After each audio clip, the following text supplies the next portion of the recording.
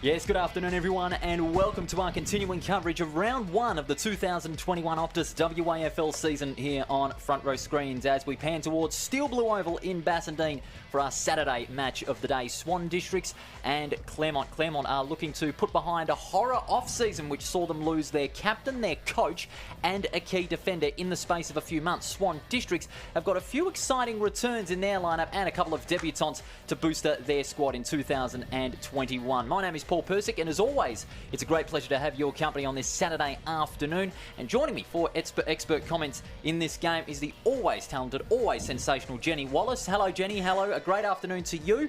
What a game this one's going to be. Absolutely. Thank you for that intro as well, Paul. Great to be with you. Excited about this round one action. And just to see you, looking at a side, Claremont, 3 teams in the final at the end of last season. You talk a little bit about some off-field stuff. The Swans, 2 wins up already today, looking to try and clean sweep it here at home in round one. A team that we all think maybe a bit of improvement going to come through the Swans. So, yeah, excited to see how this game pans out. It is going to be an interesting game for both these sides. Swan Districts, as said in the intro, a few exciting debutants and a few big returns in this game. But you've also got Claremont, who have obviously got a brand new captain, a couple of co-captains, Hardesty and Mountford. But you've also got a new coach in Ashley Prescott. The important thing for Claremont is how are they going to adjust under the Prescott game plan? That's it, and a couple of good wins through the pre-season for them. Pre-season's one of those things. It's a bit of a litmus test, but it's not really totally put your house on it just yet, is it? So today is much more where we see how the game plan plays out, how the 3 lines work together, and how some of these new ins and outs find their way, and can they find the form of last year? Now, Claremont have won 4 of the last 5 against Swan Districts. The round 2 meeting of 2020 saw the Tigers soundly defeat the Swans 13-7 to 7-6-48, and it was all down to the pressure that they had at ground level, but also the depth up forward, because they've got a really good forward line to do the Claremont side. They've got Kane Mitchell, Jack Buller and Max Spivey powering that forward line. It's going to be interesting to see how they can adjust under this new game plan. And one of their big outs, of course, so would be Alec Waterman. That's a loss for them this season, and that's something that someone's going to have to step up and take that role and that goal-kicking role that he's had in last season when he was very successful for them. We'll take a quick break, and after we get from the break, we'll have team lineups, notable players, and the weather here at Steel Blue Oval in our round 1 match of the day. Swan Districts clashing with Claremont here at Steel Blue Oval. Back with more after this.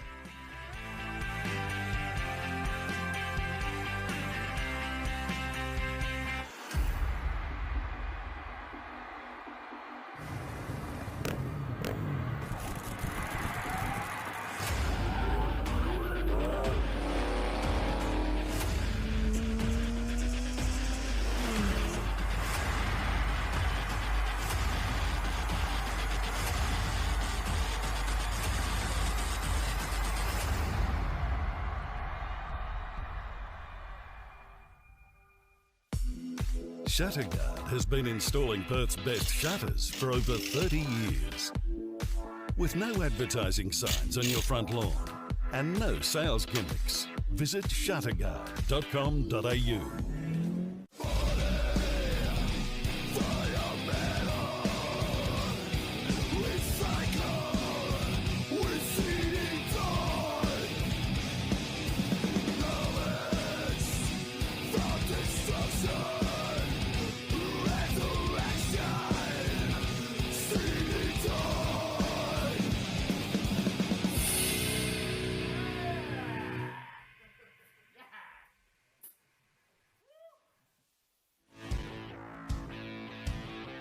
Welcome back to Steel Blue Oval, our round 1 match of the day in the OPTUS WAFL Premiership. Swan Districts taking on Claremont, last year's grand finalists, who are looking to rebound after a horror off season in 2020-21. And Swan Districts have got a few improving players after the 2020 season. They'll look to build on that in the 2021 season when that gets underway. Paul Persick with you in the commentary box alongside Jenny Wallace.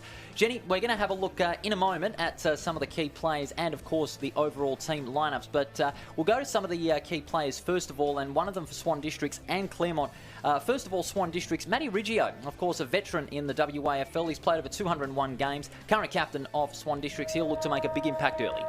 Absolutely. When you talk experience, he and Alex Howard and Tony Knott just bring 600 plus games of experience into this Swans team, and we know they've added some youngsters into that. So he's going to be so important as that linchpin co-captain, leader out there on the field, and just with the experience to settle the group into round 1. Of course, Matt Riggio, number 18, he's had an average of over 20 disposals and is a big key in that Swan District's midfield, and he'll look to make a really big impact in that game, starting alongside Jackson Beck and Jesse Turner in the centre.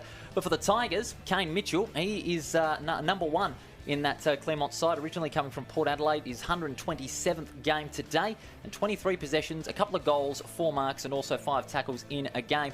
As we take a look at the toss, that will be coming up in just a matter of moments. You've got Declan Mountford, new co-captain, Matty Riggio of Swan Districts. And Swan Districts will be winning the toss and kick into the city end of the screen. No breeze to speak of in this first game, and no excuse for goal kicking whatsoever as we take a look at the team lineups for Swan Districts. Tony Knott, another one of those veterans, Jenny, will be looking to really impress again. He's played over 240 games. Beck, Riggio and Turner, that centre line. But that forward lineup, that full forward lineup is going to be interesting. You've got Palmer, you've also got Noble and Clark to boot in as well. So watch out for those forward weapons. They are going to be deadly inside that forward 50. Yeah, and I think the way the two teams settle into their forward line, that's what's going to absolutely settle who wins this game, is which team makes the most impact up forward. But also in the ruck, you got Corey Galt doing battle with Oliver Eastland as we see the Claremont team line up thanks to CD Dodd. Oliver Eastland versus Galt. Eastland has a bit of a height disadvantage compared to Eastland. Eastland, I should say. You've got Rogers, Patmore in the roving line, but also in the centre, Mountford, Bolton and Edwards. Who's going to capitalise in that centre line for both teams today? Well, it's going to be an interesting one, isn't it? Because you would think midfield-wise that Claremont should have this in the respect of where their team finished last year, the development they've had, and where their Rezzies, their Colts were in previous years as well. The players are there in-house, so I would think that that's an area that Swans have to be careful with and make sure they match up really well. But it's also going to be about what they can do to set up their entries inside forward 50. Absolutely. That's going to be very important. How many are they going to have there inside that 50? Swan Districts in particular. Let's have a look at the Shunnerguard weather report. At the moment, it's 29 degrees. We're expecting a top of 33. It's been sunny all throughout the day up until this point in the last hour. It's been getting a bit muggy, a little bit overcast, but the winds were up to about 18 kilometres in the west a little bit earlier. The wind is just steadied down at the moment, so the players will not be kicking into a serious breeze, though, so there shouldn't be any excuses for goal kicking today. No, well, the flags are lying completely limp at the moment. It is muggy conditions out here, so maybe a bit of additional sweat out there. It's still warm this time of year here in Perth, but realistically, great conditions for footy. Just before we get to the opening bounce, who's your tip? Look, I'm actually going to go Swans. I think they're going to go clean sweep here at home round 1. I'm going to go Claremont. I'm going the other way. I think their depth there in the midfield, in particular that forward 50, will be crucial. We're underway. Round 1 match of the day on this Saturday afternoon here at Steel Blue Oval. Swan Districts taking on Claremont. It's Eastland and Galt. Eastland favoured by the bounce. He wins the first tap out. It comes out there to Cipro. Cipro bombs it long towards the forward 50. 1-on-1. No mark to Smallwood, and he was held on to. And it's going to be a free kick going his way. And Claremont will have it set up inside that defensive 50. And Smallwood played a handful of games last season. Was key in that back half, along in the centre. Smallwood gets it towards right centre wing. Down at ground level there, Corey Galt trying to break free, but he's unable to. We'll have ourselves a ball up. It's on the outer wing here at Steel Blue Oval. Galt and Eastland. Eastland wins it. Back of the pack. Good hand pass from Anderson. Comes out to Clark. Clark sends it towards the forward 50. Good spoil there by Smallwood. Gathered brilliantly by Denzel Moore. Couldn't pick it up cleanly. Gets the hand pass away eventually. Edwards. Close to the boundary line. Edwards gets the Tigers out of strife. Long kick is towards Miller. Hand pass out. Eastland loops it over the top. And Claremont will look to find themselves with the open space on the outer side of the ground. The kick there by Martinez. Martinez towards a 1-on-1. No mark. Umpire calls play on. Good spoil. Hand pass out to Jones. Manuel tries to snap it round the corner. The ball spills free. Turn up. Can't get the hand pass away. He was pressured by Manuel. And now Swan Districts have the intercept. The long kick by Howard towards the left half forward flank. Hardesty. He's caught in a gang tackle there by a few players more. He gets the clean possession, goes over the shoulder towards a player in there in Noble. He couldn't take the mark. He's pressured there by Hamp. Hand pass by Hamp. Good hands. Out to Lucy. Lucy kicks, and it's a free kick. A free kick going the Tigers' way on the left forward pocket. We've already seen a couple of instances of the ball coming inside 50, and just Claremont, they're very patient coming out of their back line. So from full-back, here's Hamp. Goes for the short pass to the outer side. Mountford. They're going to play the tempo game and try and lock things up their way and have as much possession of the ball early on. Umpire's telling him to get on with it. The short pass comes to Kane Mitchell, spills it but regathers. And now Claremont will look to clear. Towards a one-on-one. Good spoil from behind by Jones, but it goes into the path of Rogers. Rogers with a long kick down the line. Towards a left half forward flank. Great mark taken there by Spackman. Spackman from left half back. Will look to clear out. That is a shocking kick. Was into the path of Treacy. He couldn't take the mark. Hand pass back. Buller snaps around the corner. It's about 60 metres out from their goal and will go over the line for a boundary throw-in. Still no score. 2.5 minutes into this opening term on the Grants Car Stereo scoreboard. It's our round one match of the day. If you've just joined us for the first time, Claremont and Swan Districts doing battle in round one. Eastland in front, gets the tap out.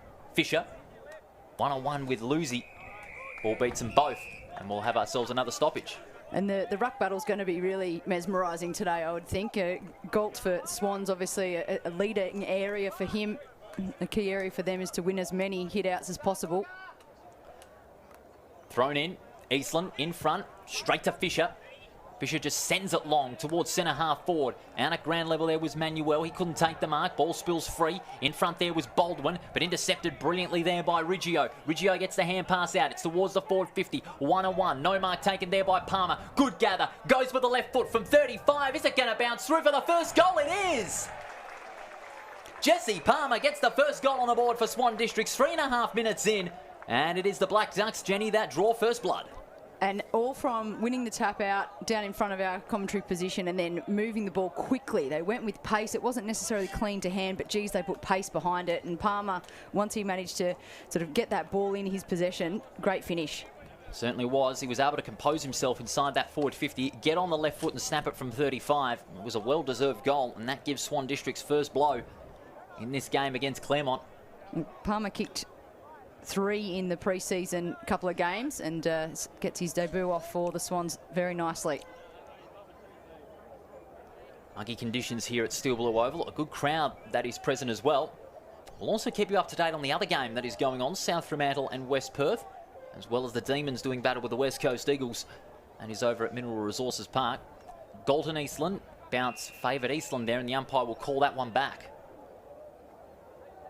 While we're at that in the third quarter, Perth leading by 19 over the West Coast Eagles midway through the third quarter over at Mineral Resources Park. Umpire tosses it up. Eastland, two-handed tap to Rogers.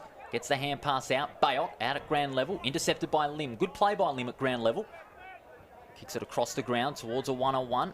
Was the player held? Umpire says play on. Over the head of Bolton. Oh, heavy clash between two players. Bayok and also Eastland there. Both looking a little bit groggy, but they get up very quickly. Hand pass comes out from Turner. And they'll kick it down the line to Swan Districts. Fisher. One-on-one with Edwards. Good play by Fisher. Good gather from the Sandover medalist. Bayok gets it back. Comes out towards left half forward. Costigan couldn't gather the ball, and it goes over the line. Boundary throw-in.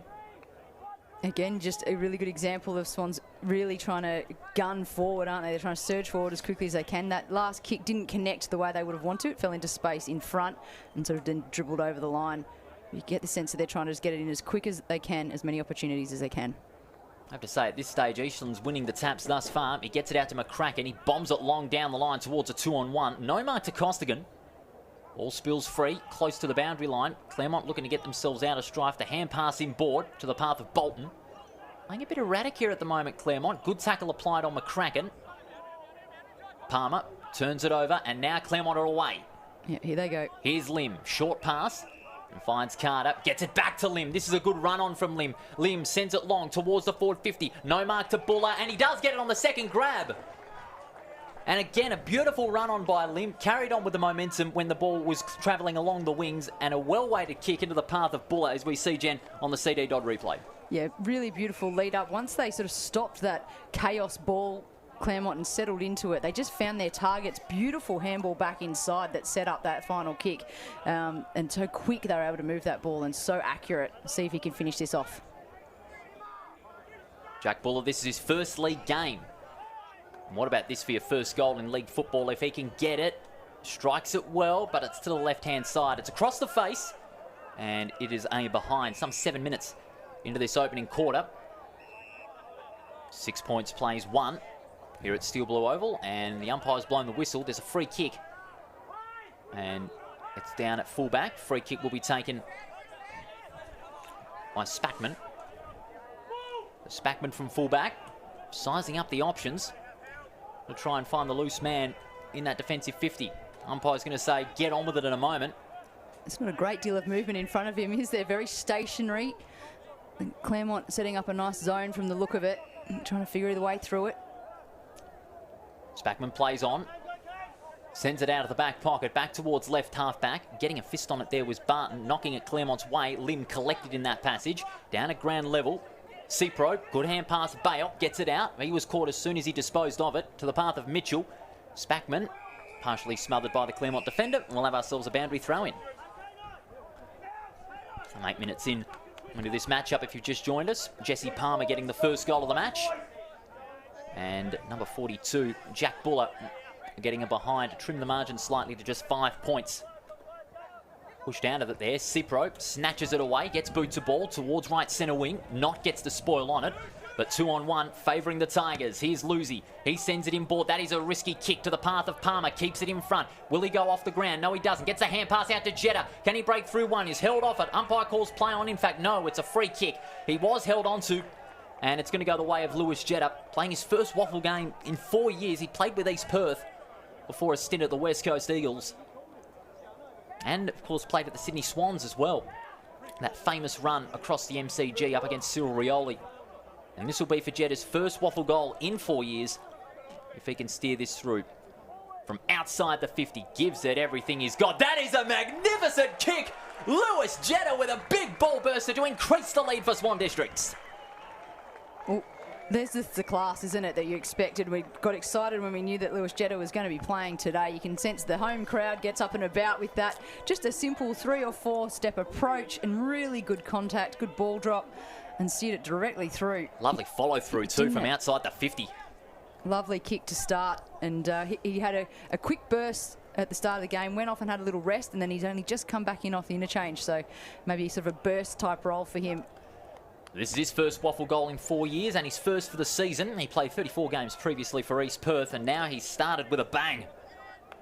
And a little bit of pushing and shoving there between himself and Declan Mountford, one of the co-captains for the Claremont side. Claremont need a steadier here. Bounce favours Eastland, gets a big fist away. Swan Districts have numbers at the back of the ball. Long kick. They clear it from the centre circle. The spoil. In front there is Jetta. Gets the hand pass out. Not. Looking to go over the top. Intercepted by Spivey. Goes out to Mountford.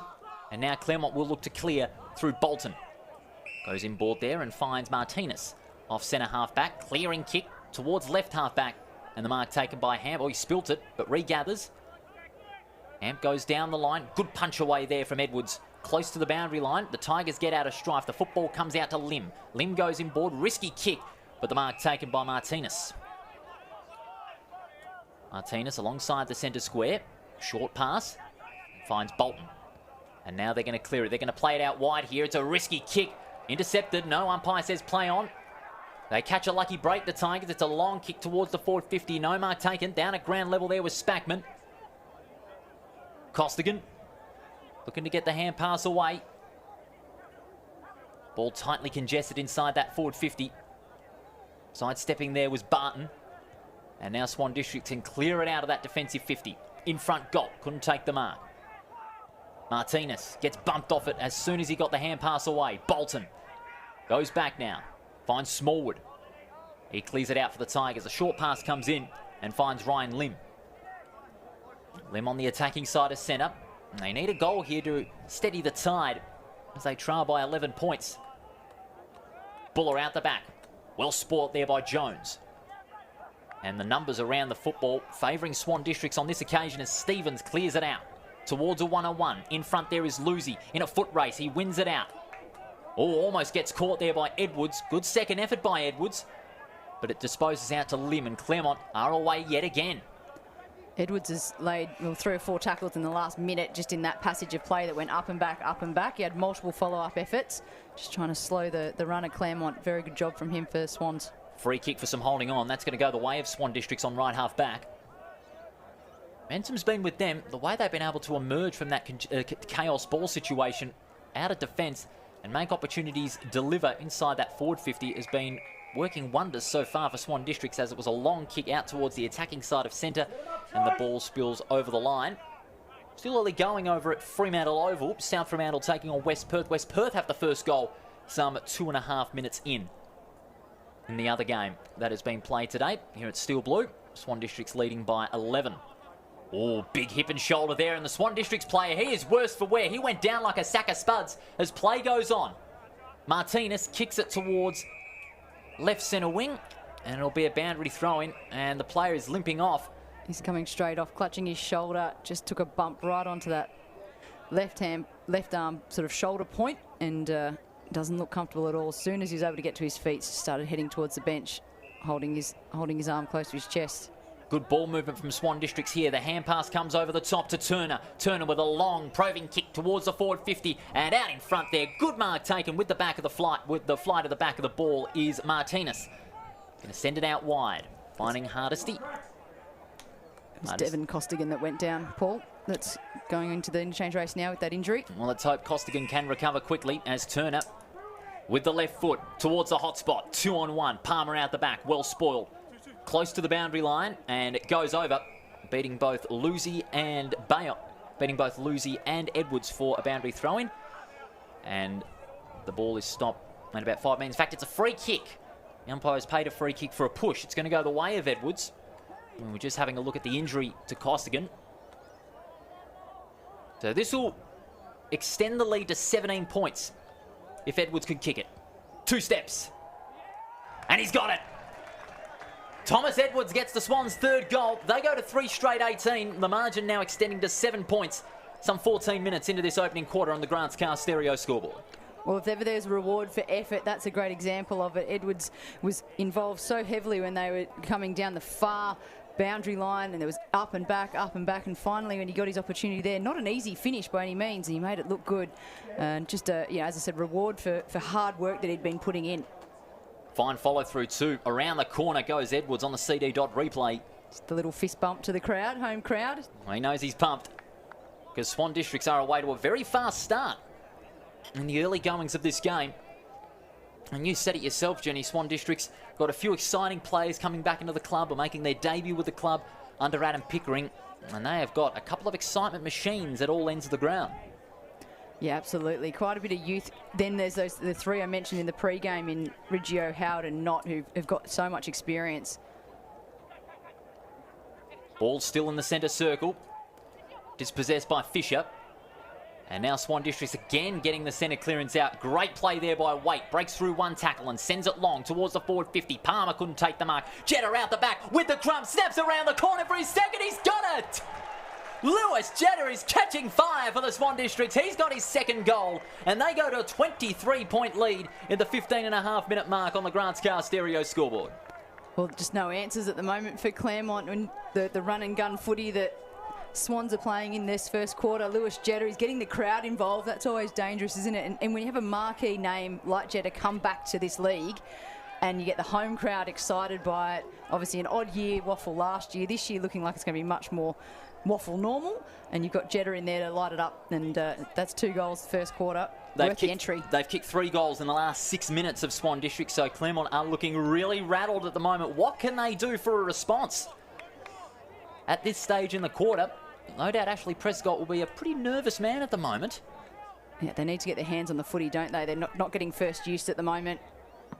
Eastland and goal. Even Stevens in that ruck contest, but brilliantly played there by Bolton. Gets it out. He's caught and gone, holding the ball. A great tackle applied by Cipro. He plays on immediately. Long probing kick towards the forward 50. Palmer out the back, no mark. And it's cleared away by the Tigers. Getting first to it there was Lucy. Gets the hand pass out to Martinez. Under a bit of pressure there. Gets boot to ball to the path of Rogers. Well smothered there. Swan Districts doing everything right at the moment in this opening quarter. Nice little pirouette by Mountford. Kicks it down the line. Good punch from behind there by Spackman.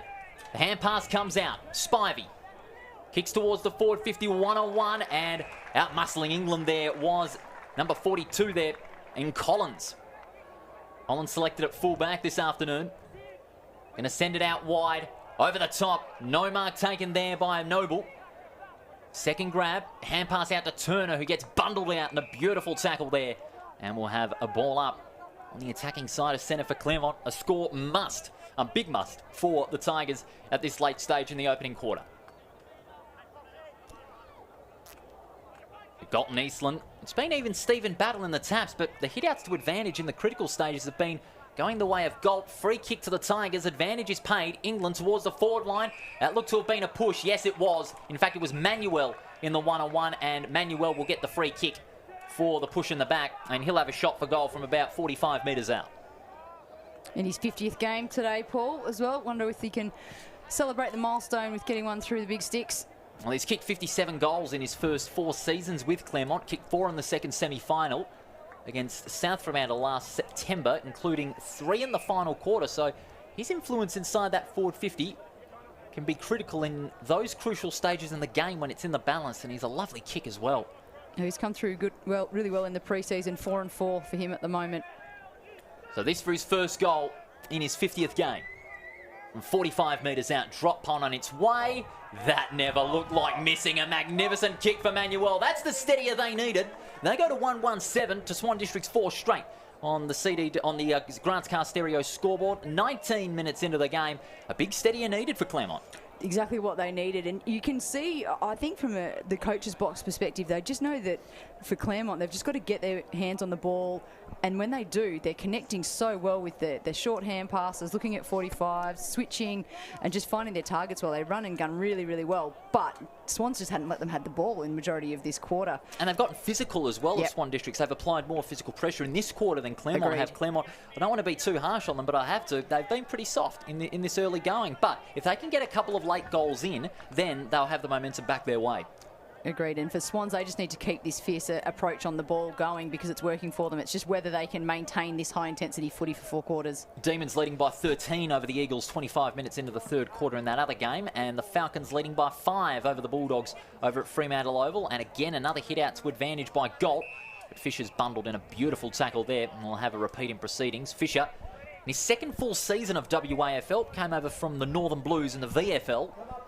Made a big impact in that first game, in that first season, taking out the Sandover medal. Centre clearing kick out from the Tigers. It's out towards the forward line. No mark there by Howard. Getting first to it there was Spackman, looking to get the hand pass out. Desperate there by Barton to release that ball. Bayok finding Barton again. Bundled inside that forward 50. Fisher gets the hand pass out to Turner. Good play by Fisher to get that one out. But the kick's a disappointing one, and it finds Thomas Baldwin. Baldwin will look to go out wide. He does. Martinez. He's going to go back inboard. Risky kick. Beautiful spore by Fisher. He read it brilliantly. Barton at ground level. Lim. But it's only as far as Turner.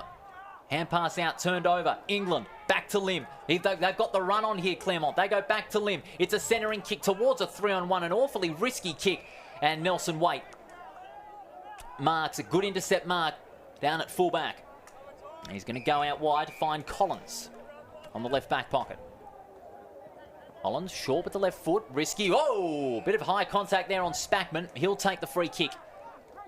And that is against Max Spivey there on the left back pocket for Swan Districts.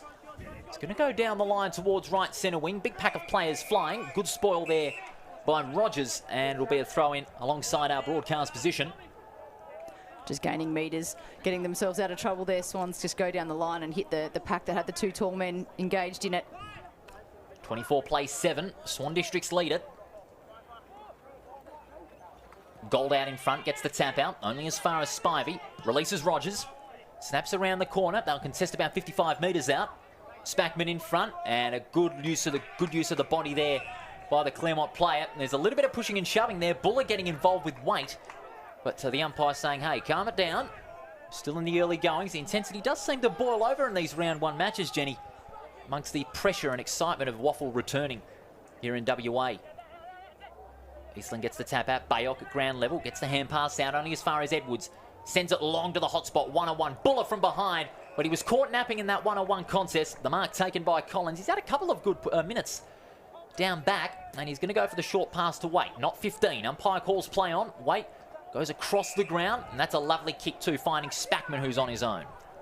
Spackman towards a one-on-one. Jetta around in front. That was a well-weighted kick by Spackman. Jetta plays on. He's got a couple of forward targets to go on with. Not was one of them, but was held out of that contest. Smallwood will take the intercept mark. Smallwood will go across the ground towards the right half-back flank and finds Hardesty.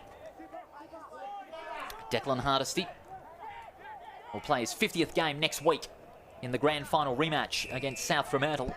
Mountford, he takes the mark and will go inboard back to centre half back. Good spoil. It was to the path of Knott, but unfavoured by the bounce. Claremont with another intercept possession on the defensive 50. Rogers sends it across the ground. That's a well-weighted kick and finds Martinez. He plays on immediately. Excellent ball movement again. But can they execute it in that forward 50? That's been a big question throughout these first 20 minutes.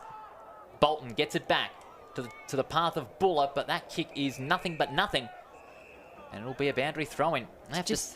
Yeah, it's just that last kick, that last entry in that's letting them down, Claremont. They're doing great build-up work and setting it up and bringing it down the ground nicely, hitting target, hitting target, hitting target. And right when they need to hit the last target, that's when the kick goes awry. But they've got it where they want it, inside that forward 50, which is the important thing. But Swan Districts will want to have numbers at the back of the ball so they can get the clearing kick out. That's what they've done well in this opening quarter. Gold in front wins the tap out. Hand pass out to Reedy. Claremont with the intercept. Wait, Courage in the air. Turner in front, dispossessed. Howard down at the back. Bayok caught in a good tackle. Ball bobbles out of the pack. McCracken goes out in front and it goes over the line. That player in question, England, not pretty happy. But they are desperately searching for that leveller in the momentum. They can get this late goal on the verge of quarter time. Claremont will be very happy, but it'll be a stinger if Swan Districts can get another, because they've had the momentum and it's slightly slowed down with Claremont's pressure around the football improving by the minutes in this opening quarter. Bayok. And pass out there by Anderson.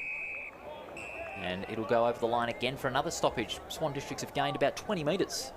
Yeah, you sense the adrenaline's now started to level out for both teams, and they're starting to find their game plan and their feet throughout that. So Claremont have sort of really reined in Swans at the moment.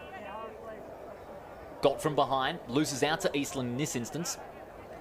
Ball breaks free, but only momentarily. They want holding the ball, but the umpire says, I'll have it, thank you very much. And as you say, if Claremont can sneak one through to finish the quarter. Eastland taps it out, looks to regather. Martinez, good gather, sends it out towards the forward 50, but it's over the line. Unlucky there for the Tigers, but he just had 1 foot over the line there, did Martinez. There'll be another boundary throw-in. It's a couple of times they've flirted too close to that line in the last minute or so. Once with a handball, and then that time Martinez running it over. All square between South Fremantle and West Perth, 15 minutes in, 2 goals, 1 apiece over there at Fremantle Oval, but here at the moment, it's all Swan Districts. Bolton gathers from the clearance, sends it towards the forward 50. Buller couldn't take the mark. Down in front there, the snap comes in towards goal, and it's across the face. In fact, it's nothing but nothing. It's out of bounds on the full. That's a big break for Swan Districts, because the crummer was there in Harrison McCracken. He looked for that opportunity to get into the front of the pack and snap, but just wasn't able to execute it. Collins, out of the back pocket, will kick to a big pack of players. Out the back, huge spoil. Turner barges his way through, gets the hand pass out to Waite, who goes round the corner towards the wing. Palmer, unfavoured by the bounce. Well played there by Edwards. He gets caught in a strong team tackle, involved there with Mountford. Be a ball up alongside our commentary position. Paul Persick and Jenny Wallace with you this afternoon, thanks to Front Row Screens. On what is a very muggy and overcast Saturday afternoon. Gold gets the tap out using his height to great advantage. Good ball movement here by Swan District. Sees Galt clear it out. 1-on-1 out the back. A beautiful mark taken there. He dropped it. No, at the last moment. Umpire calls play on. Palmer gets the kick away. Out to the path of Knott at the full forward line. But intercepted brilliantly there by Baldwin. And he releases Ham. Long dribble kick out towards Martinez, who can gather and send it inboard. But that's a risky kick. It's a turnover this time. It's being picked up there by the Swan District's player. He goes for the pass towards the forward 50. And the mark's been taken. Aidan Clark. That execution from in the defensive 50 seems to hurt the Tigers once again, and this could be a real sting in the tail in Swan District's favour. Well, and maybe that's where we're seeing the fact they've got to get used to a new setup. No Busher, who last season did such a good role through fullback for them and really marshalling the troops there. But yeah, just a little bit sloppy and handing the ball back to Swans, who on their forward 50 entries have been really good. Aidan Clark to give the Swan Districts their 5th goal of the quarter. 35 metres out, drop punt on its way. He's put it through. 5 goals straight for Swan Districts. They play Claremont 7. The margin 23 points as we're on the verge of quarter time on the CD Dodd scoreboard. And you make a good point here. Without the role of Hayden Busher, who had such a key role in that defensive 50, Jenny, as we see that goal by Clark on the CD Dodd replay, there's that lack of A-grade defenders going on at the moment. Yeah, just at times, I mean, they look to switch the play and move it across the other side. You know, that whole sort of rule of don't bring it back the way it came, let's go back out the other way. It's really common now in footy. And again, just unfortunately not finding the target right when they needed to. So maybe a bit of pressure creeping into Claremont players. And Swans at the moment, they're playing from the underdog status, and they're able just to take whatever's coming in front of them. So they're really just playing what's presenting, whereas Claremont is trying to get into their structures a bit more. Because they're not being able to present any opportunities to themselves inside that forward 50, apart from that goal from Manuel in the 19th minute mark. And again, another centre clearance being won out by Swan Districts as Bayok sends it high towards the forward 50. Free kick. And that's going to go the way of Swan Districts, yes, for holding on. Jesse Palmer was held on to just in the last few seconds before quarter time. If they get another goal on the board, that'll be a real stinger for Claremont, because they've already conceded once a minute ago. And Palmer, he's going to back himself here in his first league game. He's going to kick for goal number 2. From 55 metres out, gives it everything he's got. Is it going to clear the line? I think it had! Oh my goodness, Jesse Palmer with his 2nd goal. 55 metres out, he bursts it through. Well, wow, this first quarter for the Swans, won't they be wanting to bottle this? They'll be very happy to look at this vision back throughout the entire season. They'll revisit this first quarter. Things are just going right for them. Palmer gets his 2nd for the day. We've already got Jetta, multiple goal scorer as well. Just look at that, he really gave everything into it, didn't he? On the replay. And kicking from outside the arc. That replay, of course, thanks to CD Dodd. But Swan Districts, what I've liked about them in this first quarter as well, they are able to take their chances. They've got the desire to take the risks at the moment, kicking to risky territory. They've got players around the football. They're getting numbers out back to award them with centre clearances. In Claremont, at the moment, they're just not being first to it. Yeah, agree. 30-minute mark of this opening quarter. Handful of minutes to go before siren time. Waite loses possession. Bolton breaks through one tackle, gets caught as soon as he kicked it. Out towards right half forward. Patmore in his first league game. Kick smothered by Patmore. That's good play, but Swan Districts recover the ball on their attacking side of centre. Good pick up there by Anderson. Hand pass over the top to the Clark direction. He gets bundled. Good tackle in the end. Will that be holding the ball? Umpire says no. Bobbles out the back. Spivey loops the hand pass over to Mitchell. Mitchell sends it towards a 1-on-1. Galt and Eastland spoiled out the back by Galt. McCracken turned over in the end. Swan Districts getting those intercept possessions at a frantic rate. Lim, hand pass out. Umpire calls play on. The advantage was paid. And that kick, who was that to? Well, it was nowhere but a Swan Districts player. Jesse Turner at centre half back takes the intercept mark. Turner will go across the ground and looking to chew it up. Bit of junk time here for Swan Districts. They've got a big lead of 29 points at quarter time, at the first quarter. Sends it down the line, 1-on-1. Out the back, the Tigers have numbers. Eastland. Hand pass out, switching up the play. Hamp. Long probing kick towards the forward 50. Good use of the body by Spackman. And he'll take the intercept mark and play it short to Turner. Did he take it in time? No, it's out of bounds on the full. One more chance for Claremont, maybe. We're in the dying minutes of this opening quarter. They're going to go inboard. The kick finds Bolton. I think they'd really want a shot on goal here. Bolton goes inboard and finds Lim. They're going to take the risk here and onto the lead of Eastland. And Eastland takes the mark. And this will be a vital goal close to siren time for Eastland to give Claremont a little bit of breathing, a little bit of respectability into that opening quarter. They worked that nicely with short kicks, didn't they? Instead of just blasting into the top of the goal square, just kept their eyes down and took the leads that were running at them. Eastland was excellent finding some space just in behind. And Claremont would have to do a little bit more than that to release the momentum from Swan District's way to control the tempo of the game. So here's Eastland. From 47 metres out, goes with the left foot. He's put it through the big sticks. Eastland gets the Tigers' second goal, a crucial one close to quarter time. They got a 2-1-13. Swan District 6 goals straight on the Grants Car Stereo scoreboard. Eastland getting a much-needed steadier for the Tigers. Yeah, they needed that. They needed just to, as you said in the call just then, Paul, they need to control the football, control the tempo of the game. They did that with short kicks, found a really good spot in Eastland, and he was able to finish it.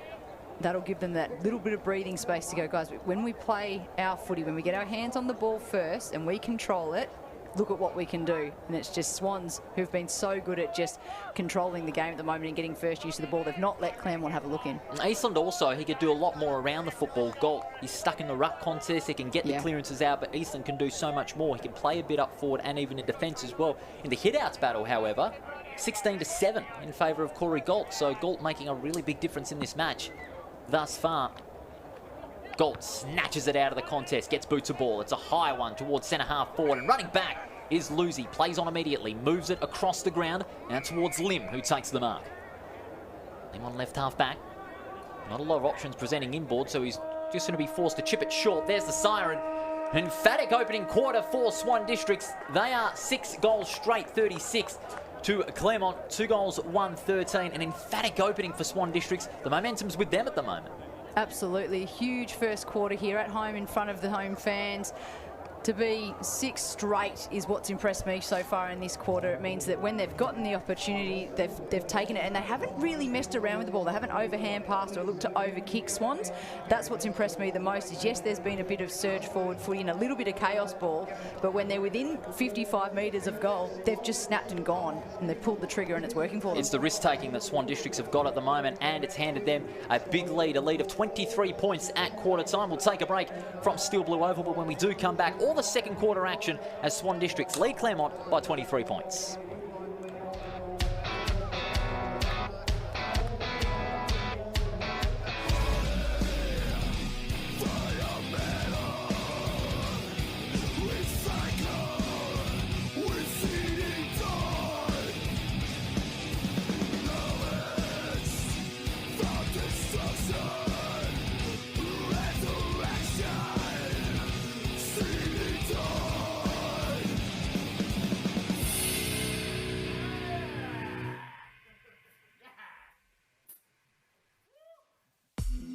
Shatterguard has been installing Perth's best shutters for over 30 years. With no advertising signs on your front lawn and no sales gimmicks, visit shatterguard.com.au.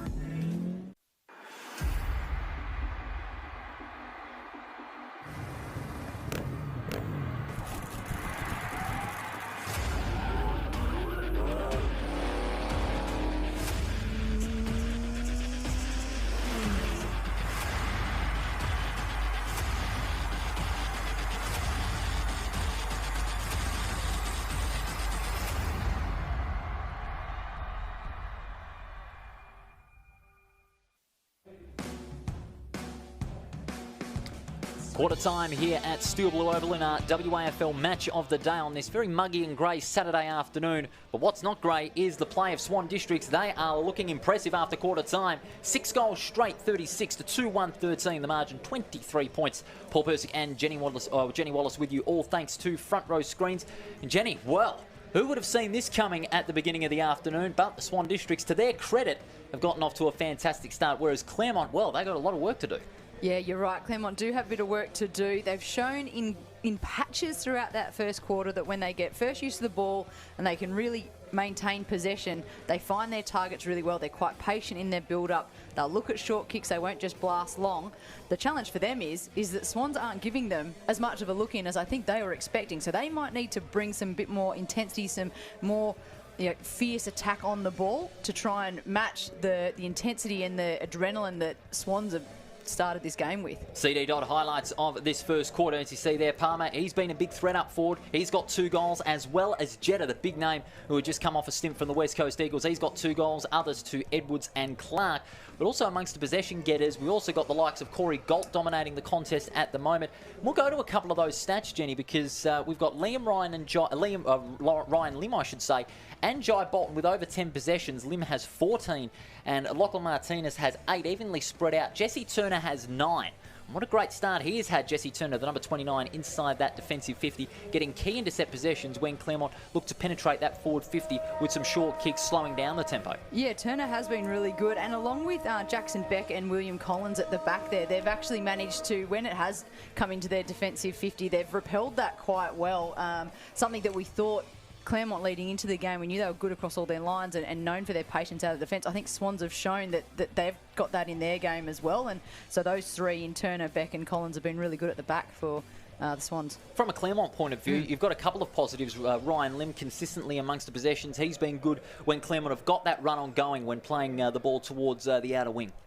Yeah, and I think the thing is that they've got some high possessions there for a quarter. They just haven't really been able to make them effective possessions as much as they'd like. And the scoreboard shows that, doesn't it, in that there's a lot of sort of in-close possessions, tight, congested footy at those times. And so those players are standing up, they're doing their job. They're just looking for those people they can link to and set up and get down and get into a goal-scoring position. But also down back, Swan Districts have got some really good defensive weapons out there. You've got the likes of Turner, but even Collins, late in that first quarter when Claremont had repeat entries inside that forward 50, they got those intercept marks thanks to Collins, and he can be a valuable contributor inside that defensive 50 in what on paper look like a pretty B-list defensive unit, but it's playing like it's A-list at the moment. You know, that's where Claremont are lacking at the moment, especially with the likes of Hayden Busher not being at the club in this game. Yeah, that looks to be hurting them at the moment as they try to settle into what's their new look back line. Obviously, losing the experience of Busher is pretty tough, and they'll have to recover from that. But the Swans, we've got to give them so much credit. They deserve it after that first quarter.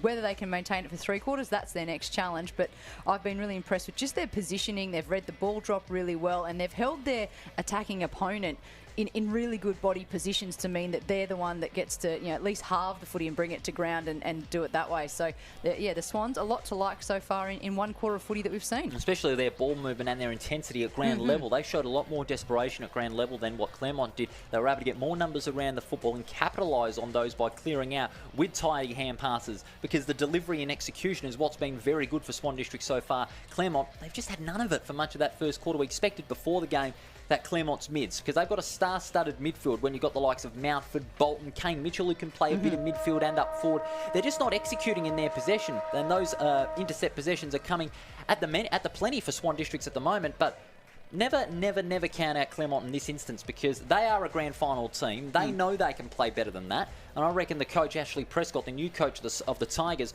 would look to reinforce that message. Absolutely, and what I can see here from our view is that Swans, they held on longer in their chat at quarter time. Prescott, he got in, gave his delivery to the lads, and then they broke apart and they're out there waiting. They're ready to go and get into quarter 2, because I think they know that they just got, they got surprised. They weren't expecting a team to come at them this hard, and that's a little bit of self-reflection at that break. They needed that break. They'll look at that, and as you said, there's so much class out there for Claremont that this quarter will show us a lot more as to where their fight is, and if they can breach this deficit, then we know we've really got a big game on for the last 2 quarters. A quick update from some of the other games. 4th quarter underway over at Mineral Resources Park. The West Coast Eagles leading by 5 points, 13-3 to 11-10.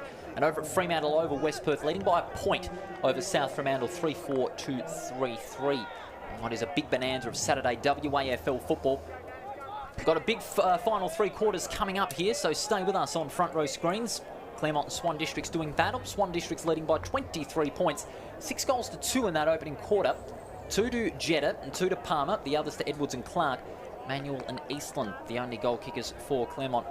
But it's a big second quarter coming up. It's going to be all about if Swan Districts can reinforce that momentum, or whether Claremont can get themselves back into contention of this game. Second quarter underway here at Steel Blue Oval. Both sides kicking with a non-breeze here at Steel Blue Oval. Both players missing the ruck contest. Hard tackle applied on Cipro. And the umpire will say, give it to me. They only gained 5 metres in that first contest. I think the conditions are really nice down at ground level. It's more muggy up here in the rooms than I think the players will be feeling, which is good for them. And the fatigue won't be as high as it was last night over in Mandurah when Peel played East Fremantle. The hand pass comes out to Rogers alongside the centre circle. Rogers with a probing kick towards the forward 50, and there's some holding on. That is going to be against Barton. The free kick will be taken by Jones. Jones goes across the ground from half-back. And again, the ball movement of Swan District so far so good. Anderson down the line finds Clark. Sends it inboard. That's a lovely kick from Clark. Anderson just kept on running. No one was checking on him. Great follow-up run, isn't it? To come through up the guts like that and get the ball back. Claremont have the numbers out the back. Bolton gets bundled out there by Edwards. And we'll have ourselves a ball up. And again, that run on by Swan Districts seems to catch Claremont by surprise. Anderson running unchecked from half-back towards right centre, left centre wing for Swan District. Seemed to catch Claremont off guard there. They need to get someone to check in on him quite closely, because Anderson, when he's got the ball, he could really generate some huge distance.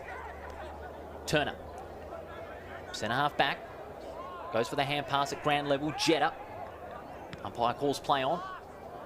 Kick down the line towards a 2-on-1.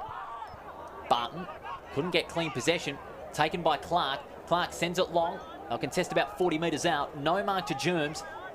Howard and Noble. Gang tackle. Here comes Anderson. The hand pass comes over the top. Out towards a teammate there. Another one there. Edwards snaps around the corner. It's not going to make the distance, but the mark's been taken. That's Palmer. Palmer plays on, snaps around the corner from 20 and is put it through. Palmer gets his third. And again, Swan District starting off as they ended the first quarter, impacting the scoreboard right away. They go out to a margin of 39 points, some 2.5 minutes into this second quarter on the Grants Car Stereo scoreboard. Well, again, just excellent from Swans in pure just intensity level. That's where they're pipping Claremont at the moment, isn't it? And they're harder in at the contested ball, and when they get it out, they're making sure they're moving quickly. They've got people running. There's a lot of trust that looks like there's involved, because they're not all rushing in and closing in on the ball. They're leaving some people out there so they can get the hand pass out and continue to run. And the forward weapons that they have got, they are continuing to execute, considering this, that they are without Lee Coleman, who was a key forward last year. He's not playing with Swan Districts, but they've got guys like Palmer that can fire up and impact the scoreboard at any stage in the game. Well, you're just at the beginning of the second quarter and you've got 3 on the board to your name already and 7 straight. The coaching team for Swans would be very happy at the moment with how things are turning out. I don't want to get complacent here because there's still a long way to go. Galt again winning the hit out, only as far as Bolton. Caught in a good tackle, team tackle in the end, but Rogers regains possession for Claremont. 1-on-1, good mark taken there by number 42, and that is Jackson Beck.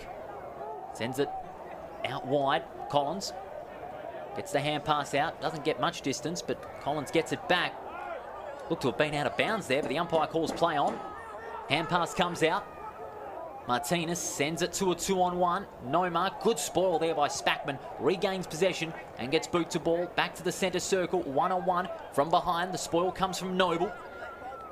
Almost head-high contact there. Riggio goes to ground and will not go anywhere further. And he's pinned, holding the ball. He held it in there. And the free kick will be going Swan District's way. Jetta, piercing kick. It's the target, but immediately tackled in the end there. And that was more. Umpire says, give it to me. 7 goals straight, Swan District's not a blemish on the scoreboard at the moment.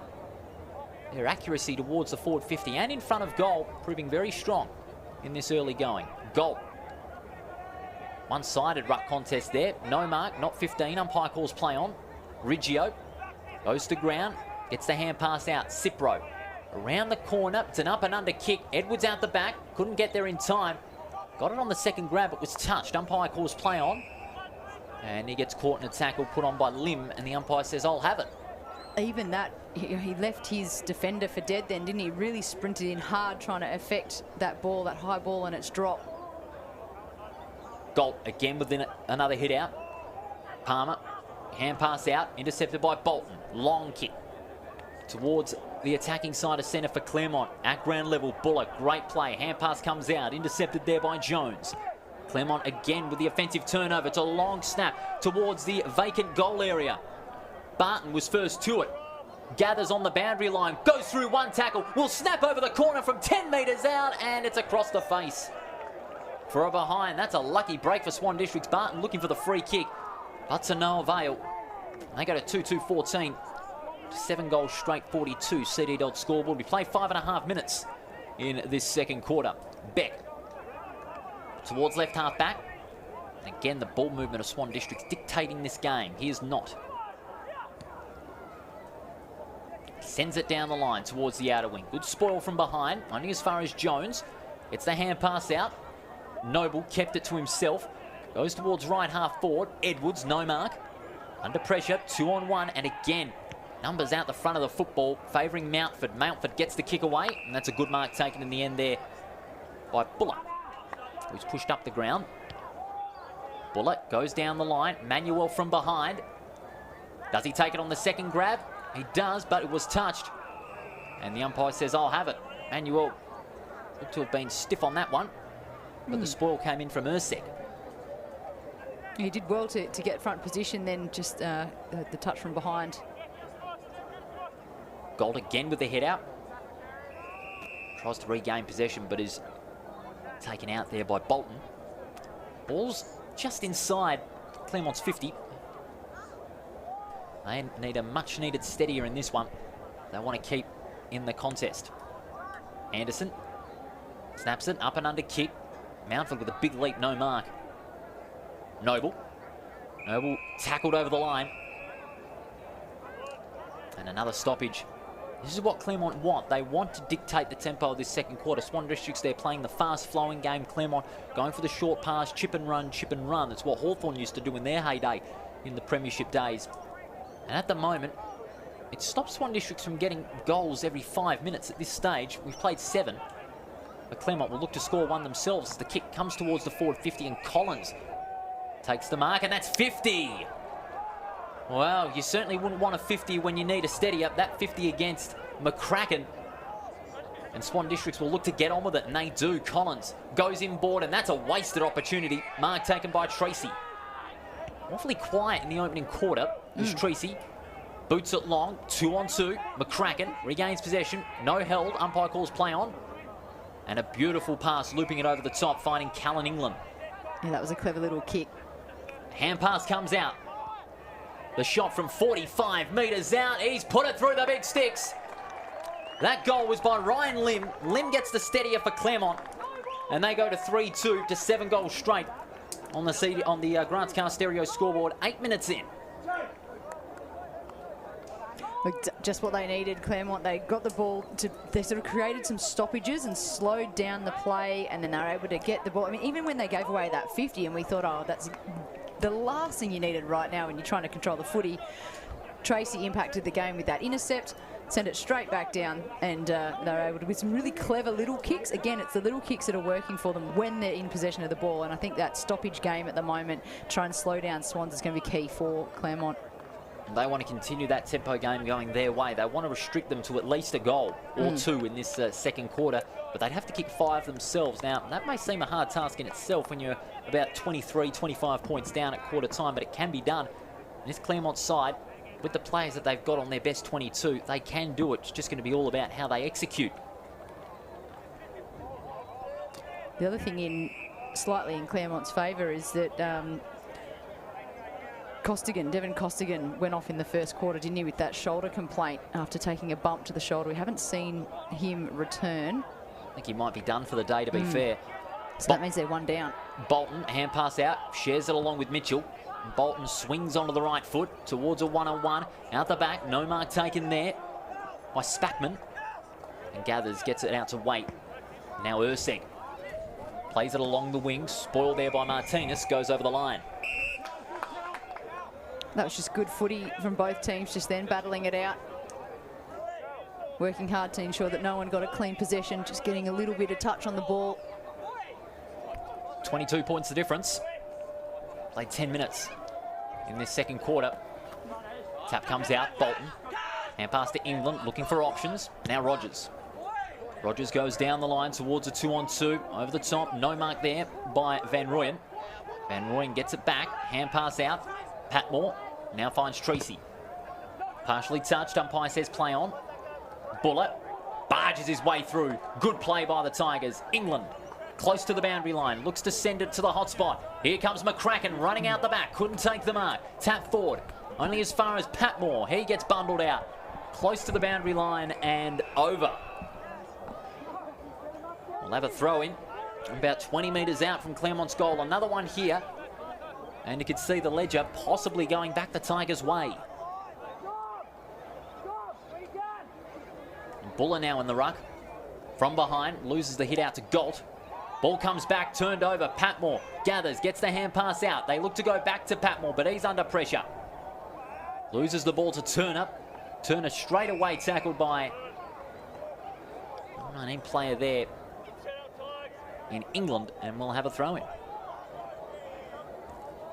Well, from that first goal of this quarter that Swans have had, I would say that Claremont have had the run in this corner. And they've been getting those much-needed stoppages to slow down the tempo to add on to that. And keeping it down their attacking end of the field. So just that little things you've got to start to control, and then you start to chip away at the deficit that's facing you. So I think that's going to be their way back into this game, is more of the same. Eastland and goal, both miss it, but to the path there of Spivey. It's a probing kick. They'll contest about 40 metres out from goal. No mark. Out the back. That's good defence there by Jones, who snaps it round the corner, but it was a wayward kick. It's out of bounds on the full. Spivey will take the free kick. Yeah, because sometimes when one team gets away to such a blistering start, the other team thinks we've got to match exactly how they're doing it and play their way. But when it happens in the first quarter, you've got to remember that there's 3 quarters remaining. We need to control the ball, get it back and just chip away at little things, control your controllables, play your sort of football and get yourself back into the game. I think they've done that this quarter. Spivey sets it up in the Buller direction. Does he take it on the third grab? Yes! And some of the Swan Districts fans not too happy with that, but the umpires paid the mark. And Buller, from a very tight angle, will look for Claremont's 4th goal, and this will be for his first, as we see on the CD Dodd replay. Out towards the hot spot, Spivey was on a good lead, but the pressure was coming in, and on the third grab, you could say 3 times lucky. Buller, check side kick, and has put it through. An important goal for Claremont. They go to 4-2. Buller gets his first. And they steer the margin back now. 16 points. They've kicked the last 2. They're on a bit of a run here, Jenny. Absolutely. And this is where it starts to get really interesting, because now we see entirely a flip in that the Swans haven't had a look at the ball. They've not had first use now for 12 minutes, I would say, that they've been kept and really well held, and the ball has stayed down in Claremont's forward 50, their forward half, and then they've actually gotten reward for their hard work by putting the score on the board, and they've gotten this back to 16, the deficit. But how good's the overall game at the moment when you consider the new rules? We've seen much more scoring in the first 3 games thus far in the fixtures, and we're seeing much more flowing football. It is. I agree with you. It's a much more enjoyable football to watch, isn't it? I think one of the coaches said in the paper this morning that it makes the game more fun, and that's what the fans and the players want. And so far they're getting it at the moment. Ball's bounced up. Eastland, big leap, wins the tap out. Ball trickles out towards the edge of the centre square. Turner goes through one tackle, hand pass out. That's good play from Turner. He's been a threat in that defensive half. Finds Knott, veteran of 245 games. Knott sends it towards the forward 50. And out in front there, Ashton Ham catching Palmer out on his knees. The hand pass comes out. Spivey couldn't take the mark. Socket off the ground to the path of Bolton. Hand pass Martinez. Loops it over the top. He's got Smallwood for company. And gets it back to Bolton. He's going to go inboard. Mountford on his own. He takes the mark. He can go on with it. Mountford away would kick off the side of the boot, but to the path of Patmore. Goes through one. He can go over the top. That's a good hand pass. Finding Spivey. He goes inboard to the path there of his teammate there in Mitchell. Is he going to back himself in outside 50? He's going to set it up to the hot spot. That's a risky kick. No mark taken there, Patmore. Inside that forward 50. Hand pass comes out from Cipro. And Swan Districts again can rescue it. Martinez with the turnover. The hand pass comes out to Edwards from 47 metres. Goes for goal. He's got it! They've kicked the last 3. Ben Edwards gets his first. And the margin now down to 10 points.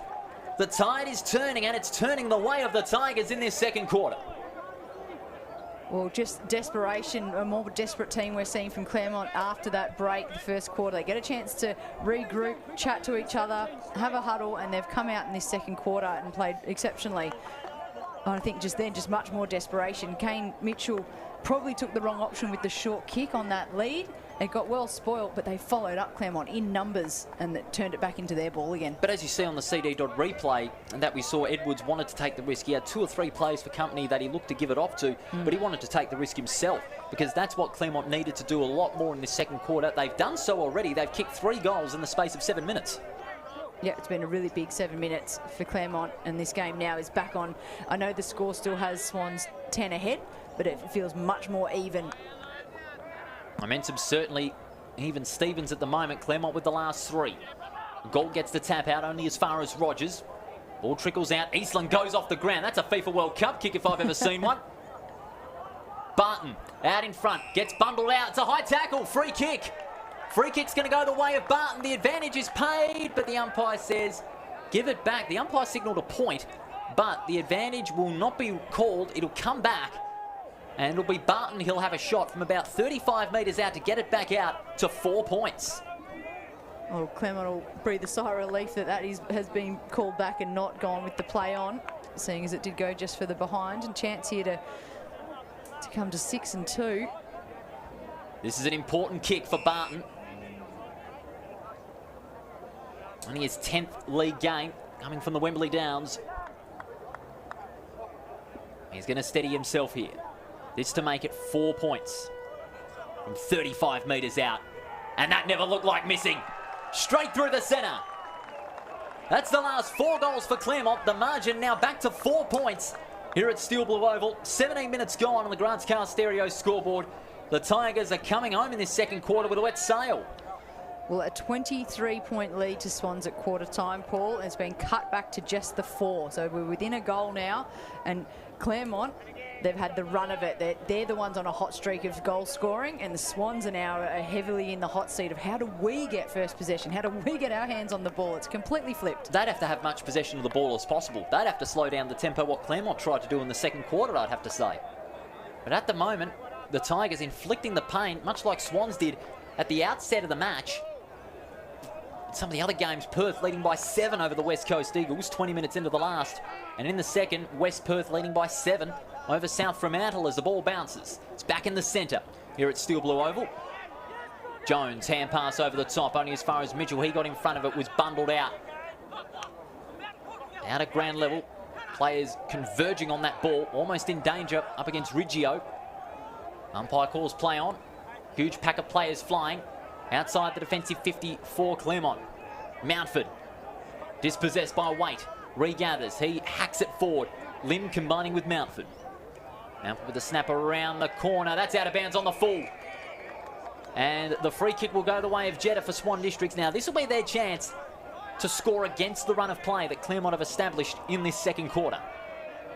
Absolutely, because you can just see in the play that we witnessed just then, the ferocity that Claremont were going in at the ball. They've matched and gone above what Swans were doing in the first quarter. So this is a really important stage here for Swans.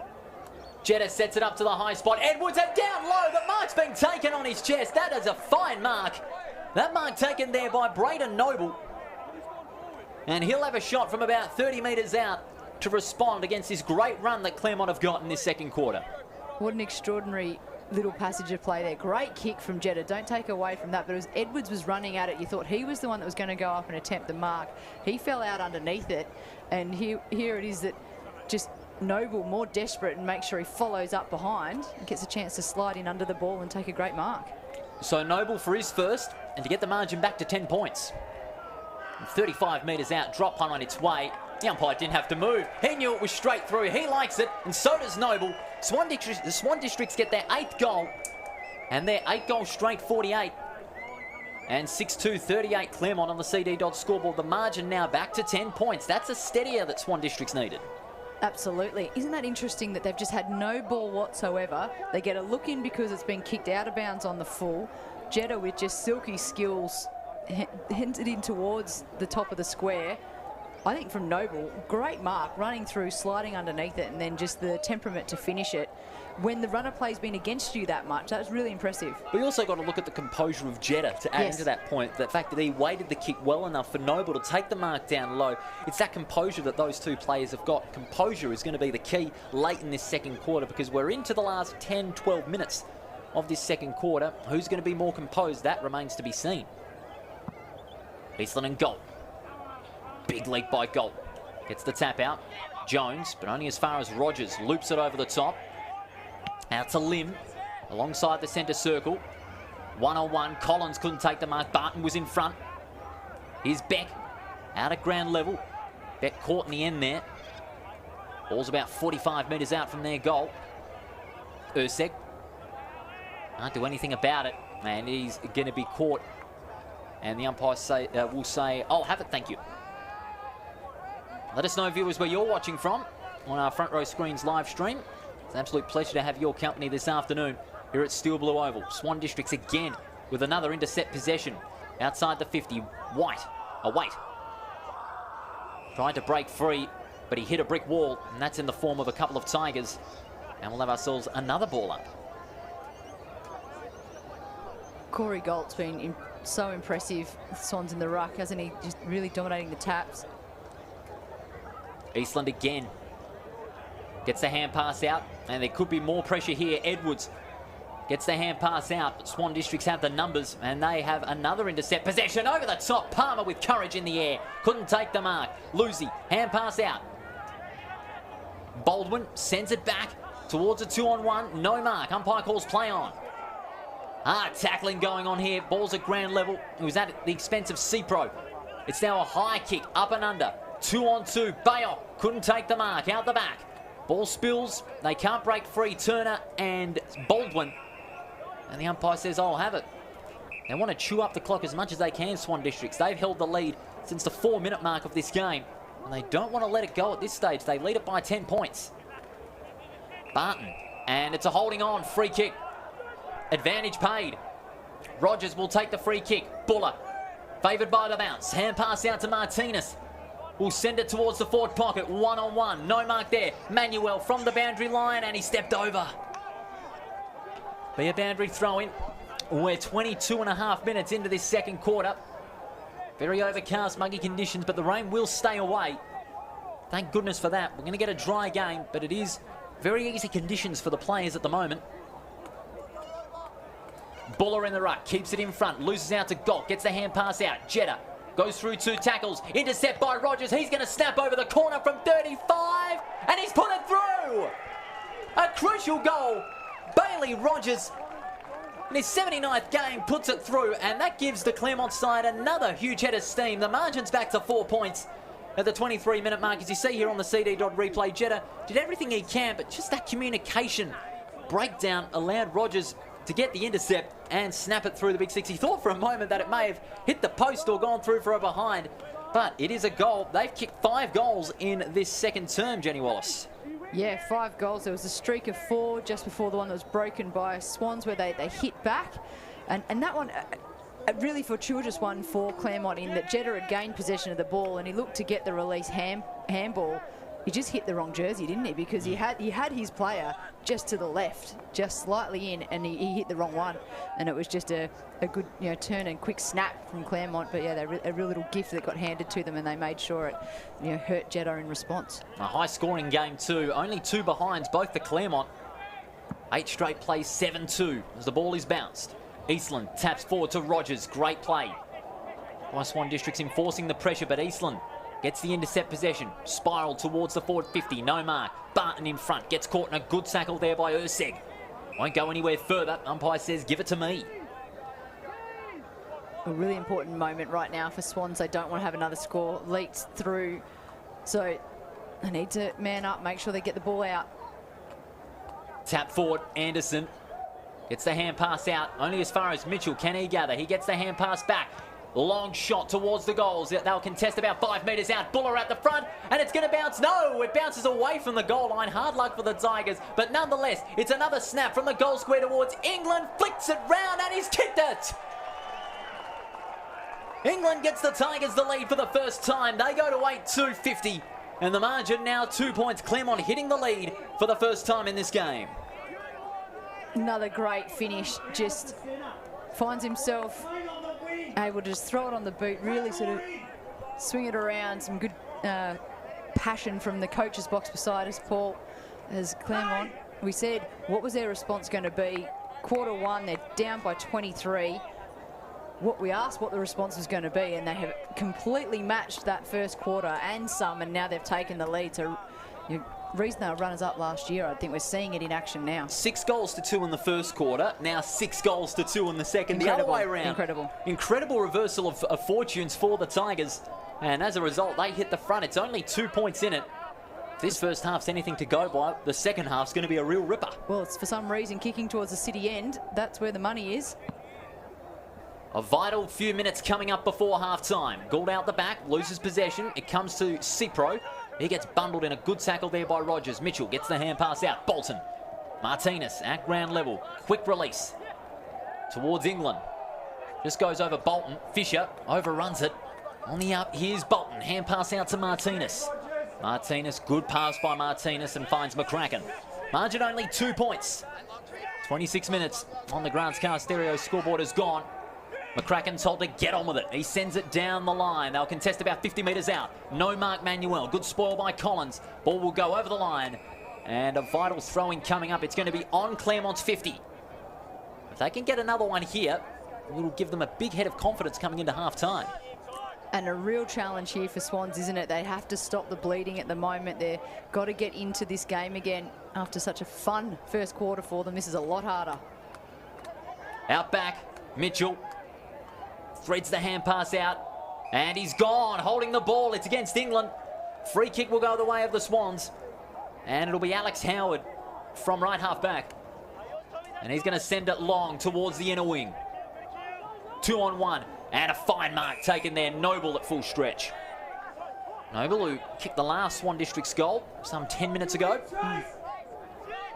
Noble will look to send it down the line, which he does, towards a one-on-one. Knott has the height advantage. Couldn't take the mark. Good spoil from behind there by Martinez. He gets it back. Out to Lim. Loops it over the top. Finds Baldwin under a bit of pressure now. Chooses which way to go. And at full stretch, fine mark there, Ben Edwards. Ben Edwards, oh, could that have been 50? No. I think he was pushed into the player then. Edwards goes down the line to the part there of Manuel. Taps it back to the advantage of Bolton. Clever play by Manuel.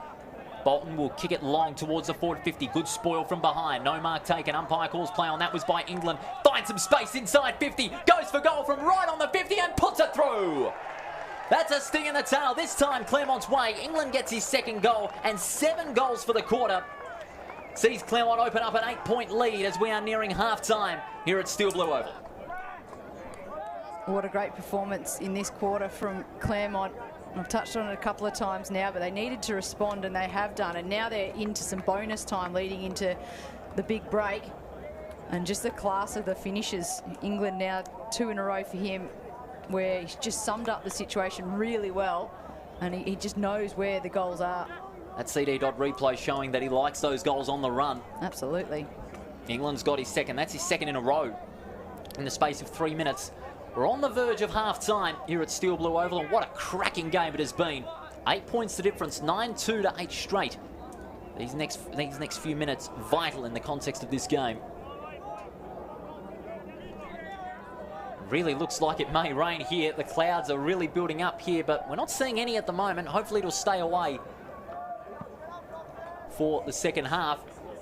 In fact, it is starting to drizzle here a little bit at Steel Blue Oval, but hopefully it's nothing more than that. Swan Districts get the immediate entry inside the forward 50. Look like a high tackle. Umpire calls play on. Pack of players converging on the football now. That'll be a ball up. Swan Districts fans getting involved here. They need this next goal on the verge of half-time. Yeah, and on the verge of some rain coming down. You want to break the deficit and get it to as minimal as possible. Fisher looks for the check side. He regathers and he's gone, holding the ball well. I have to say, that is quite an interesting decision there. And that would have been a big opportunity for the Sandover medalist to steady the momentum heading into half-time. Going back to left half-back and finds McCracken. McCracken from left half-back. 30 minutes have elapsed in this second quarter. McCracken, well-weighted kick, finding Spivey. He plays on, releases his teammate there in Lucy. He sends it forward, out to the part there of Treacy. Likes these on the run from inside the 50, goes for goal and has missed. Well, unexpected miss, really, wasn't it? Because these sorts of goals in this game for both teams have really, the accuracy's been quite impressive. That one just fading away on the run. And now Swan Districts through Collins will reset. The mark's been taken. And now Swan Districts will look to want to chew up the time in these final minutes. They do not want to concede a late score. Being sent down the line. Over the top there goes Noble. No mark taken. And the ball's not going anywhere further. It's just getting darker, isn't it, as well, Paul? We're worried about the skies opening up and sending us down a bit of rain. It's also getting a little bit dark out there.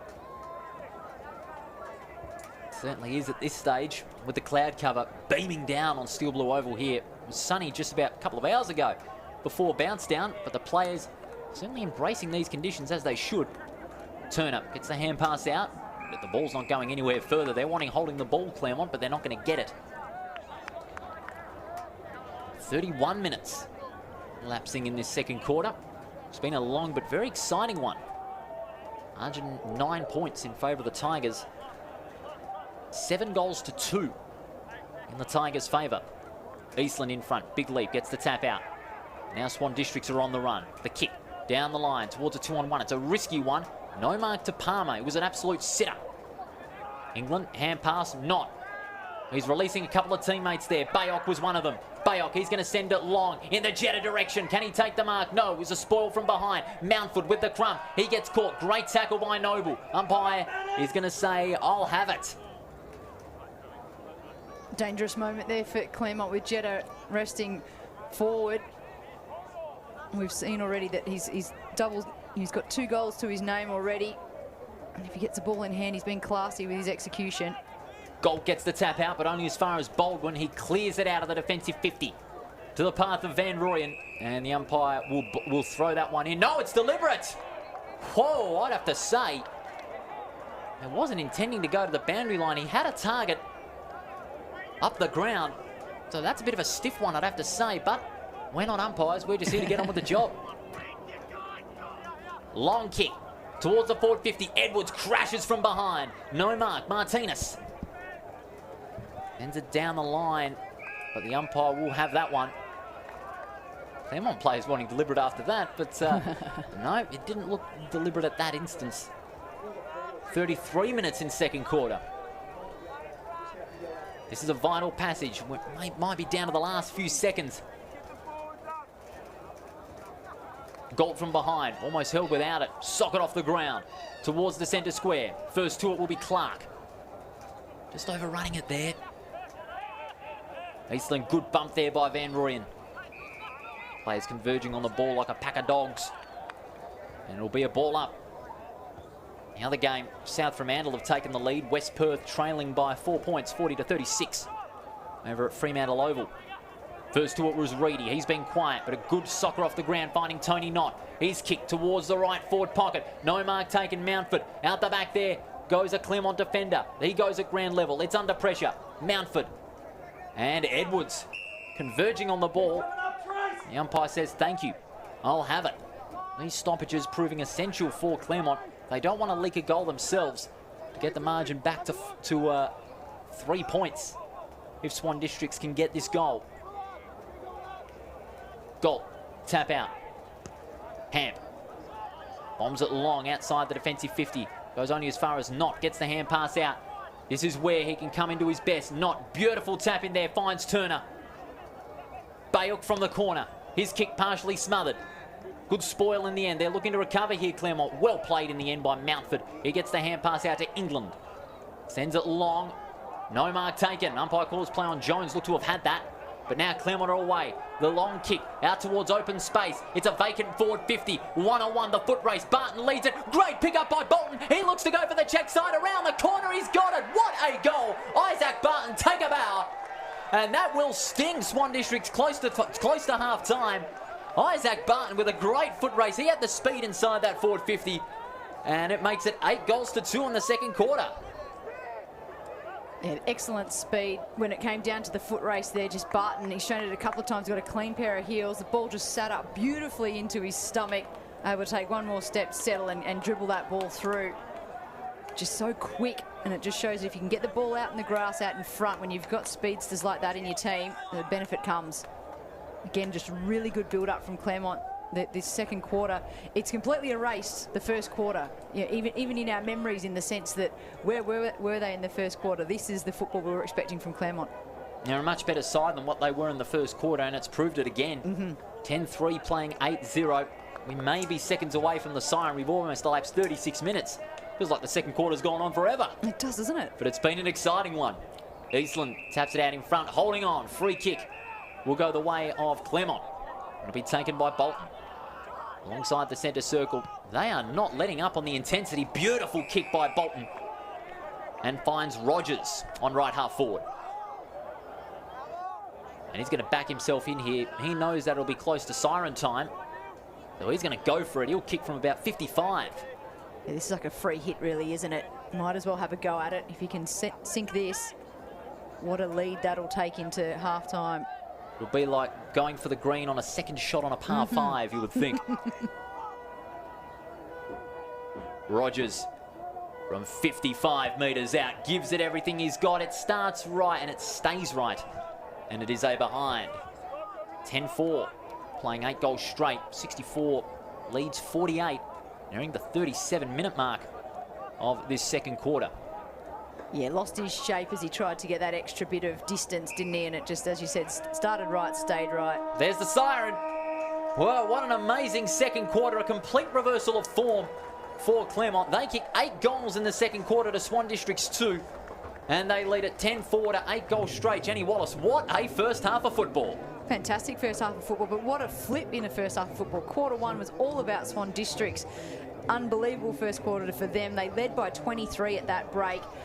This second quarter, it's been all Claremont footy, and they now lead by 16. That's an incredible, a way to just chip away at a deficit that you're under and then build into a lead and have all the momentum heading into this second half. And you had to do it in small steps too, did Claremont. They had to really control possession of the football, control the tempo their way, and that's what they did. And they've got a really good lead going into half-time, but they can't rest on this. They've still got a half of football to go.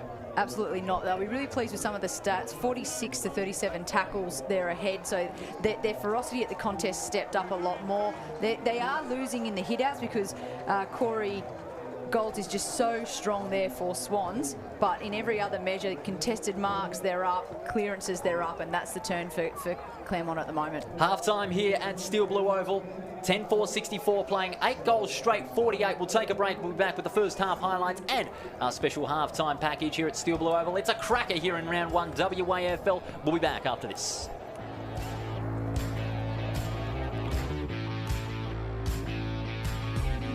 Shatterguard has been installing Perth's best shutters for over 30 years.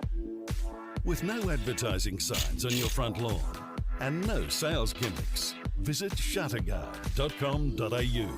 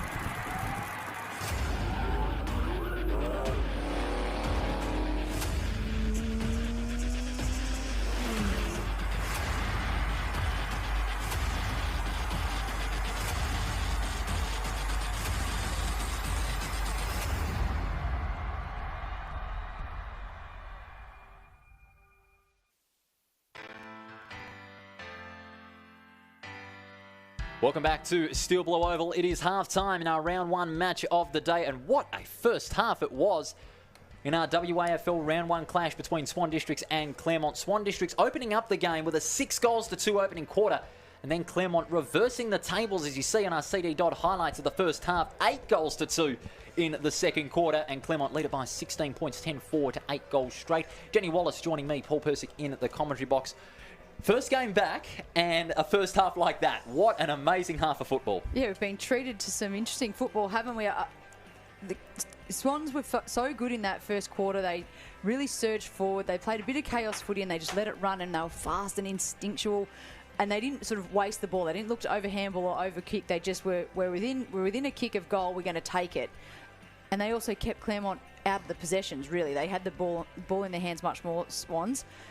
Take the break, take the breather. Claremont have reversed that whole game plan on them. They controlled the game so much more in the second quarter. They kicked 8-3-51 for a quarter. Unbelievable. That's just amazing for a single quarter of football. But you also got to think about it, under the new rules as well, it's made things a little bit easier, to score and open up the play as well, with the new rules falling in line with the AFL. It's created more exciting football, and we're getting that. We absolutely are. I just thought that they would take a little bit longer and chip away at it over a couple of quarters and maybe set it up for a fourth quarter run. But no, they got it done in one.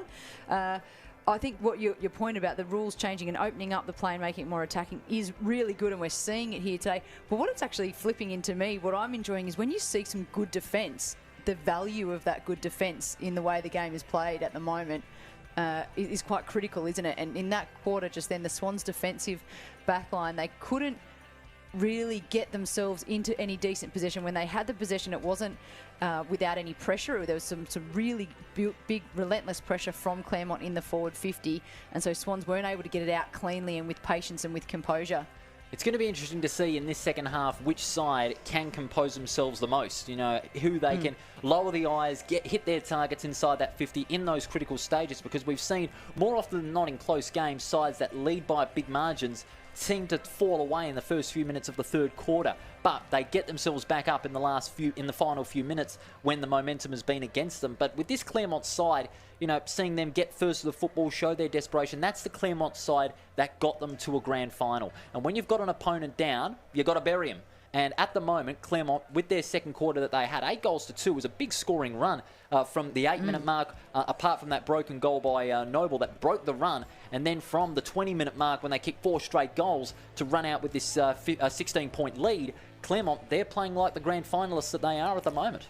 Yeah, and there's a couple of players that have been really getting their hands on the ball. Lim and Bolton, we knew they got possessions in the first quarter, but it wasn't getting any reward. They continued that. They're both up in the mid-20s possessions. Spivvy, for me, for Claremont, stepped up in that second quarter. He's now up over 15. Whereas you look across the board and you go to Swans, and just to highlight how much ball Claremont had, Samuel Fisher, he's got 18.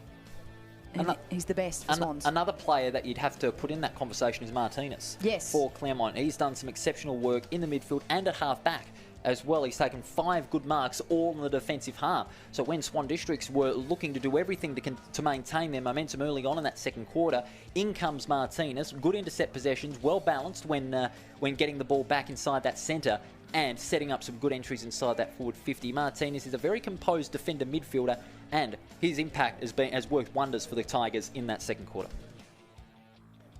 You see more of those CD Dot highlights. A couple of interesting decisions. That mark on Buller on the third grab, you'd have to say, a little bit of luck coming his way, but you've got to make your own luck when it counts.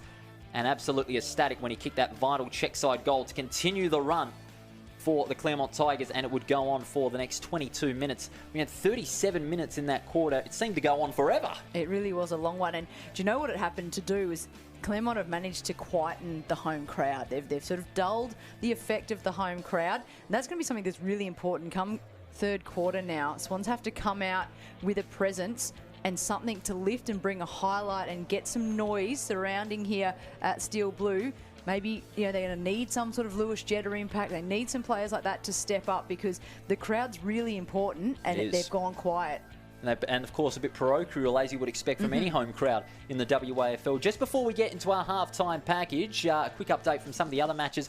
The Demons, they are victorious over the West Coast Eagles. 13 points in the end. The Eagles led briefly in the third and final term. They got out to a goal lead at three-quarter time, but in the end, the Demons proving too strong. 16-12, 108 to 15-5, 95. The goal scored by Connor McPartland for the Demons, and Isaiah Winder for the West Coast Eagles. He kicked 5 in that game. Chris Maston, ironically, a former Eagle with 29 disposals and 5 marks. And at half-time, over at Fremantle Community Bank Oval, South Fremantle leading by just 4 points over West Perth. That one's proving to be a tight one as well, the two sides that met in last year's preliminary final. Now, with round 1 well underway, let's take a look behind the scenes at Subiaco at what it takes to get ready for season 2021.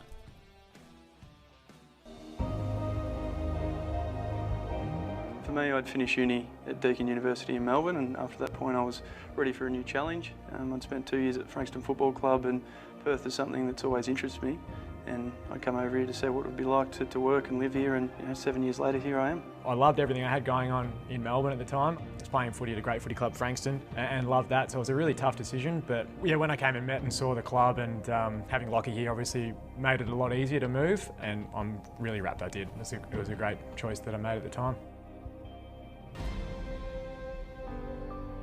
We've been ingrained in the culture here that's been set well before we arrived, and the big thing for me is the written or unspoken fabric of the club, the standards that they hold. Yeah, I think it brings everything together. So in terms of the professionalism of the place is second to none, the club culture and the inclusiveness of the place. And I think Subi, what it does really well is combines those things together. And I think that's the real charm about the place. Yeah, state footy is a huge honour. Just growing up in Victoria to one day pull on the big V and not being able to do it, moving to WA was always high on the bucket list, and every year it comes around, you're sort of scratching yourself, hoping you're going to make that team and represent the state. Probably a highlight for us is when we did beat the big V and put them into retirement. That win in Victoria after not beating him for 70 years, that was huge to be a part of, and celebrated appropriately. And then the one the following year in South Australia was huge as well. So it's something that we're really grateful that we get to be a part of. So really thankful for the support that Kia provides that to continue to keep going. And the benchmark of the WAFL goes back to back.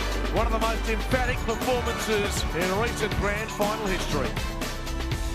That tag of being hunted it's one of 2 ways you can approach it. You can be fearful of it, or you can embrace it and realise that every game is an opportunity for either team to win, and if you're not desperate enough, you can slip away really quickly. So it's a good way for just continuing to hone your skills and make sure that you're ready to go every week, because if you're not, someone's going to get your number. I hereby declare Lachlan Delahunty from the Subiaco Football Club winner of the 2019 Sandover Medal with 28 votes. Yeah, it's a huge honour, and it's a whirlwind of a week to see the players that have won it before me, and to be a part of that sort of history now, and the Sandover family was an incredible experience, and something that I'll certainly value forever.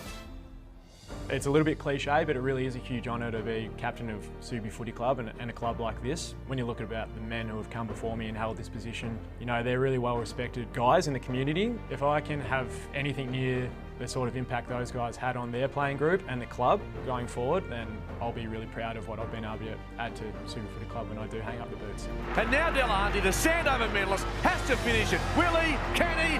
Oh, that is the play of the year! Outstanding, Subiaco. This footy club for us is like our family, being away home from Victoria. I think it's fair to say that for both of us.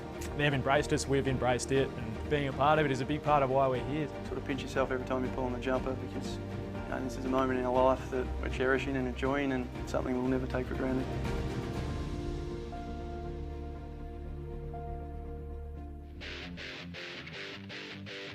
We welcome you back to Steel Blue Oval. Great package there on Subiaco, getting themselves set for season 2021, and they started off on a positive note too.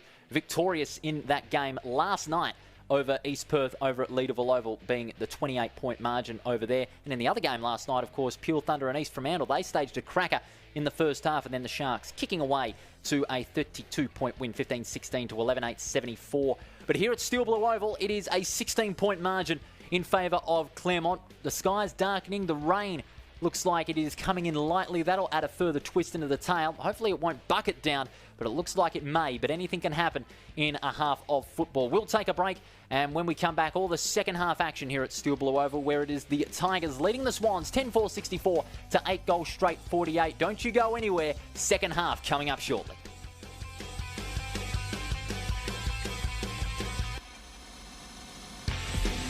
Shatterguard has been installing Perth's best shutters for over 30 years. With no advertising signs on your front lawn and no sales gimmicks. Visit shatterguard.com.au.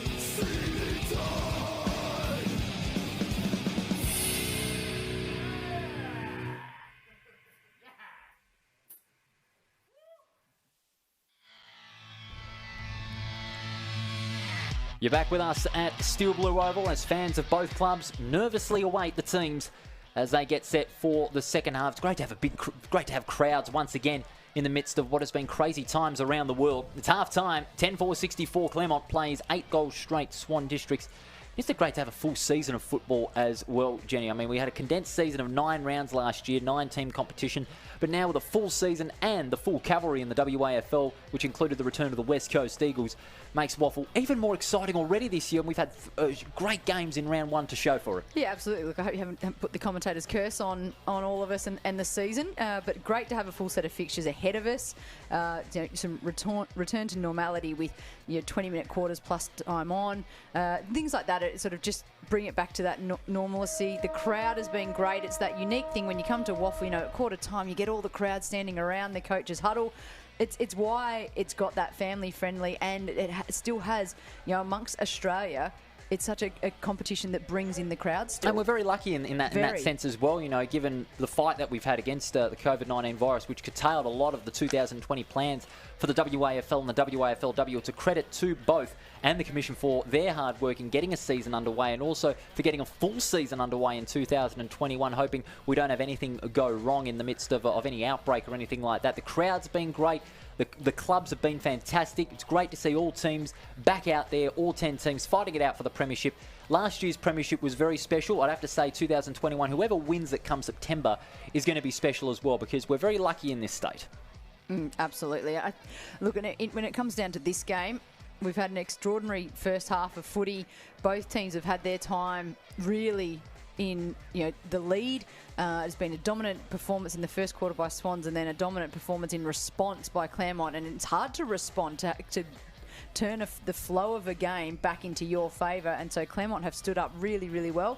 It's going to be really interesting to see now the third quarter. We know how important that is in the scheme of the 4 quarters as to where this happens, what weather will come in. We don't think too much rain shouldn't affect it too much, we don't think. You talked about the weather just now. That's another big twist in the tail. Yeah. How much rain is there going to be, and when will it come around? The players will be notified by that. But it is still holding up quite well, the weather. The ground's not too wet at the moment. It's remained that way for the last few days, especially since this morning in the Colts game, where it was nice and bright, nice and sunny, and it's done a complete 180 on us, the weather conditions that we've had here. But luckily, it is staying away for the moment.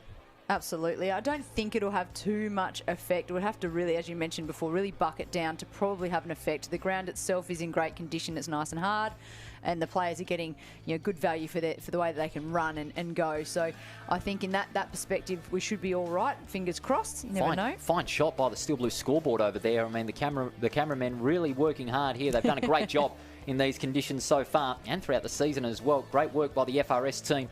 The FRS Sport team, as a matter of fact. Of course, a big season of football ahead on front row screens, not just the WAFL men's and the WAFL W coming up as well. Both teams are coming out onto the ground as we show you the CD dot highlights once again of a very phenomenal first half, you'd have to say. And it's been a first half of 2 halves, if you can put it that way. It was all Swan Districts. They got first to the football. They hit their targets. But in the second half, after the break, Claremont, they just turned on the turbos and ran with it. The momentum's with them.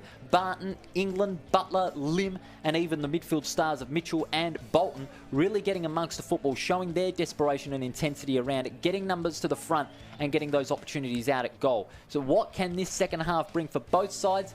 it's a wait-and-see matter because both sides would want to get themselves off to a good start in this second half. Yeah, and I think that the worrying signs for Swans is that they've got Samuel Fisher on 18 disposals for the game so far, and he's out, but Jesse Turner in defence is on 14, and the rest are quite low. So your stars like your Lewis Jetta needs to get his hand on the ball. He needs to find his way in to get the footy so he can actually impact this game. Claremont, they've got consistent possessions across their board of numbers, which is why now they look like they're owning the game. The break couldn't have come at a better time for Swans.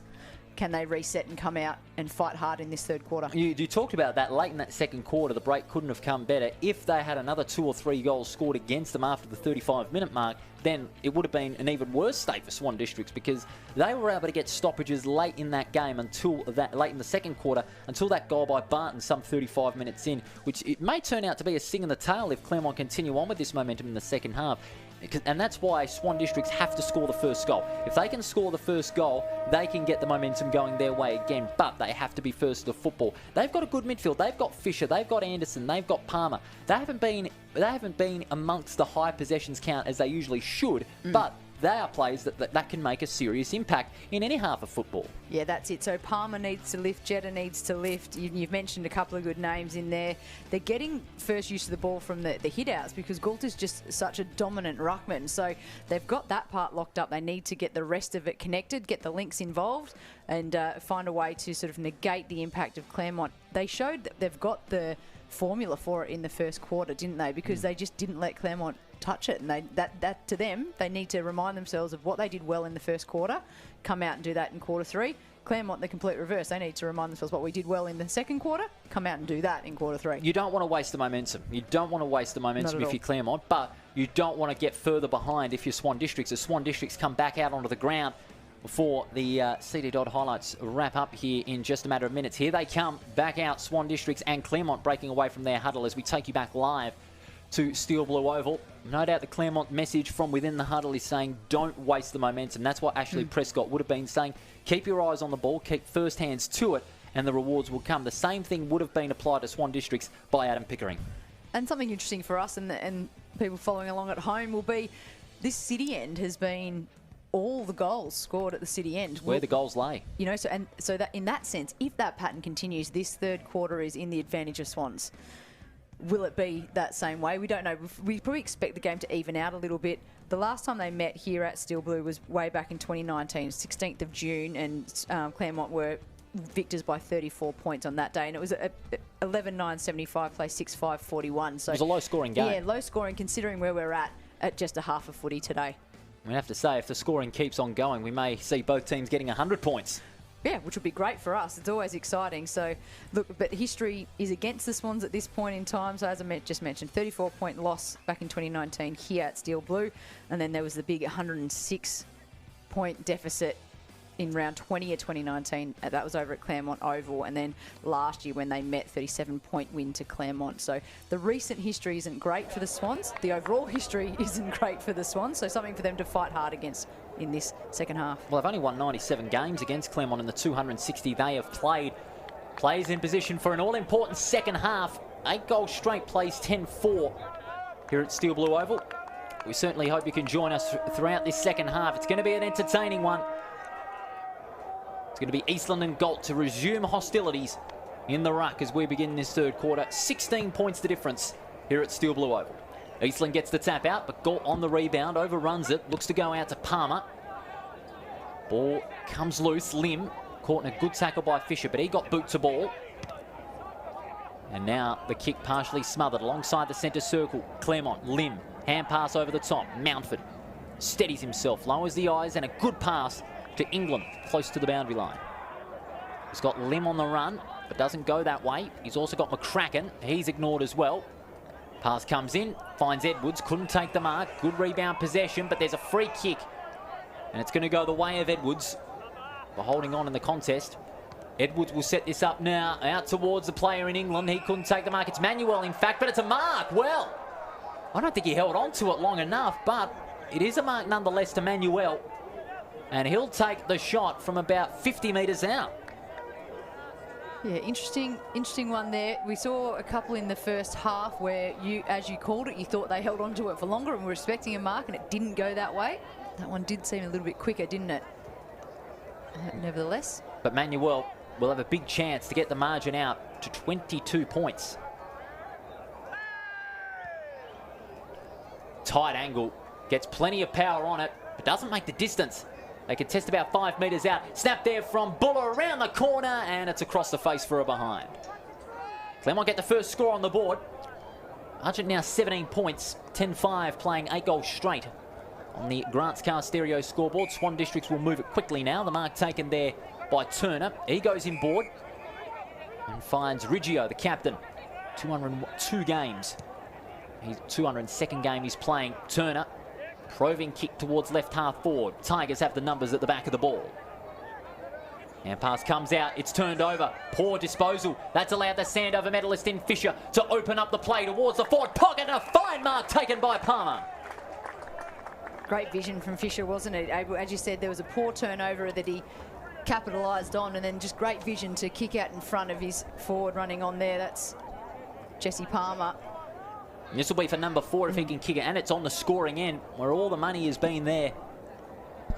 A vital third goal if he can, a vital fourth goal for Palmer if he can put this one through.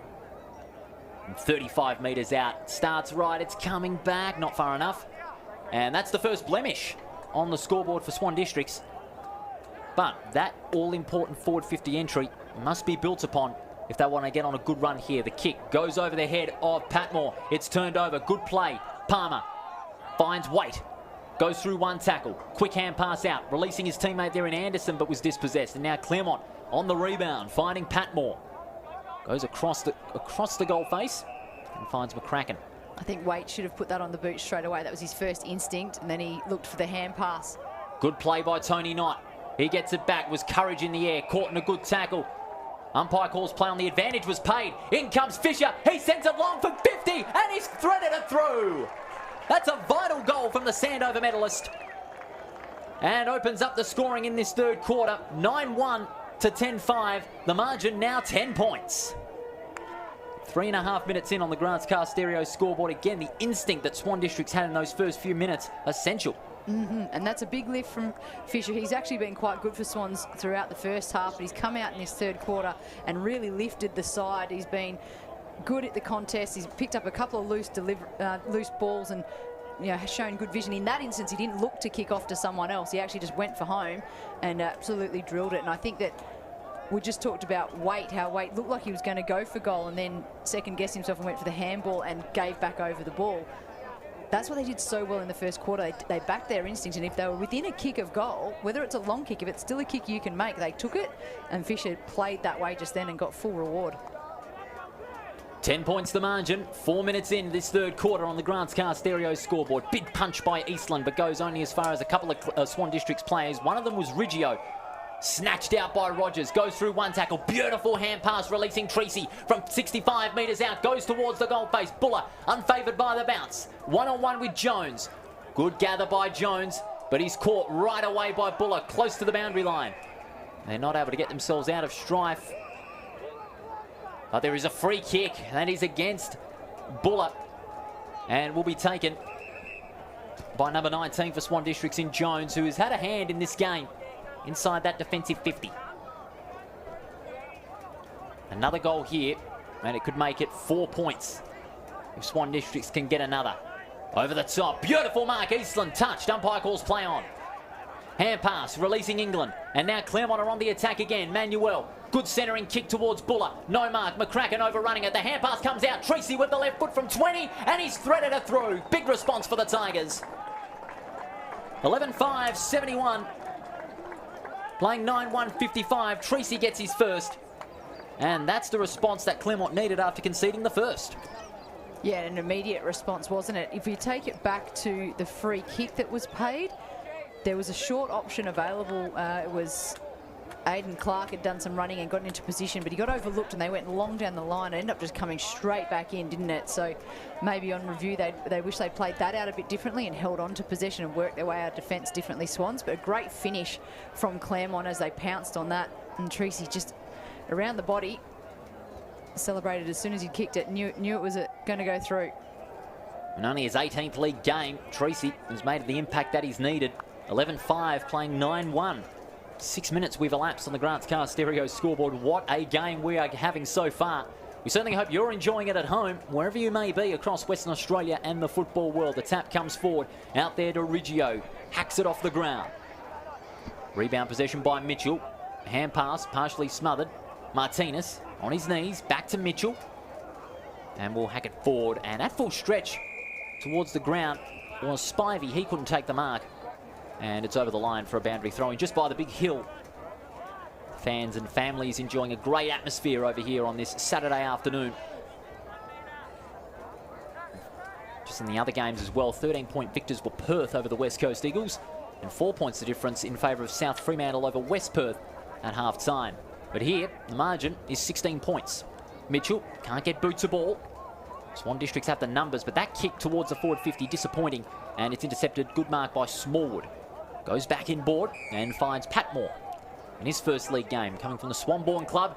Risky kick, but great mark running with the flight of the ball is Martinez. Has a bounce, goes for the pass. Lucy sends it down the line, one-on-one. Barton keeps it in front. Great hand pass there by Treacy, releasing Van Ruin.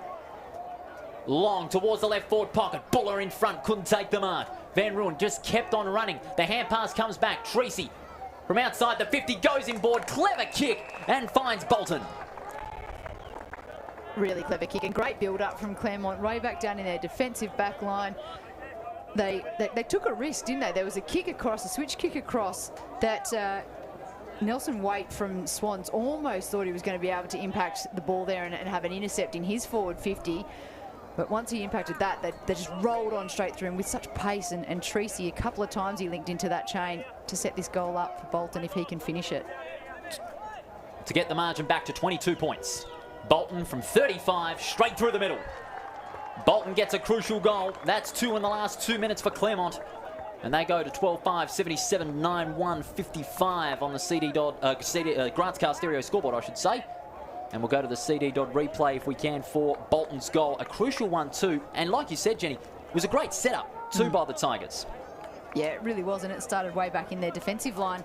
And, you know, in our lead up in the pre-game, that's one thing we talked about, that Claremont are good across their 3 lines. And that goal probably, to me, was a great highlight of that because they worked their 3 lines really well. And Treacy was great as the link man throughout the whole lot of it. What can Swan Districts do, though, to respond as the rain starts to come in? It's starting to come down lightly here. Conditions have been very testing for some of these players.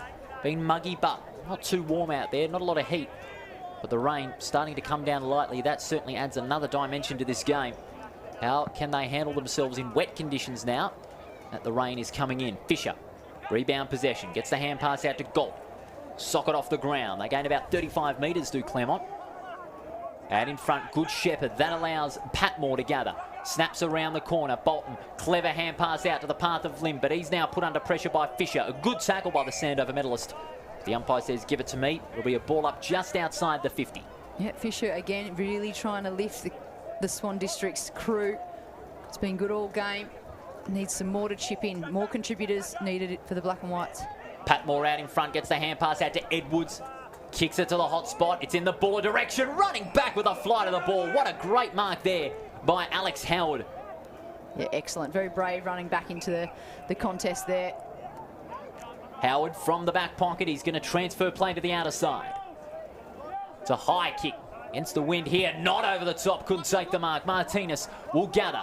Favoured by the bounce. Hand pass out to Smallwood. Can't break free. Wade applying a beautiful tackle. Not clearing the path there for Cipro to gain possession. Hand pass out to Turner. And they transfer play back to the centre. The kick just over the top of Fisher. Mark's being taken. Mountford. Short pass. And that is another turnover. And the mark taken by... Whoa! Hey, there, a little stiff elbow there by Clark, but the umpire's saying that's okay. Clark giving the signal to push forward. The kick towards centre half forward. Jetta couldn't take the mark. Good spoil in front there by Lucy. It's a 2-on-1. Favoured there with Stevens. He's been quiet. Jetta goes down low at ground level. Mitchell at ground level. Fine play by Mitchell getting the ball back. Hard tackling going on inside that forward 50 for the Swans. Bale goes at ground. He's caught by Mountford. And the umpire will put a stop to that. 2-1 so far in this third quarter. Some light rain still coming in, but it's not impacting the ground that much. It's just taking the bit of mugginess out of the air, actually, so it's quite nice. Yeah, it makes it a bit easier for the players. And holding the ball. Free kick goes the way of Bayok, and this is a vital shot at goal for Bayok if he can get it. And one of the players limping off the ground, I think that is Lucy, I reckon it is. In the meantime, Bayok plays on and goes inboard, and that's a good kick. And finding Braden Noble. And he'll have a shot from about 30 metres out. Jack Lucy there in the hands of the trainers. In the meantime, he's being sent to the bench. Running quite gingerly there. That'll be a blow to Claremont.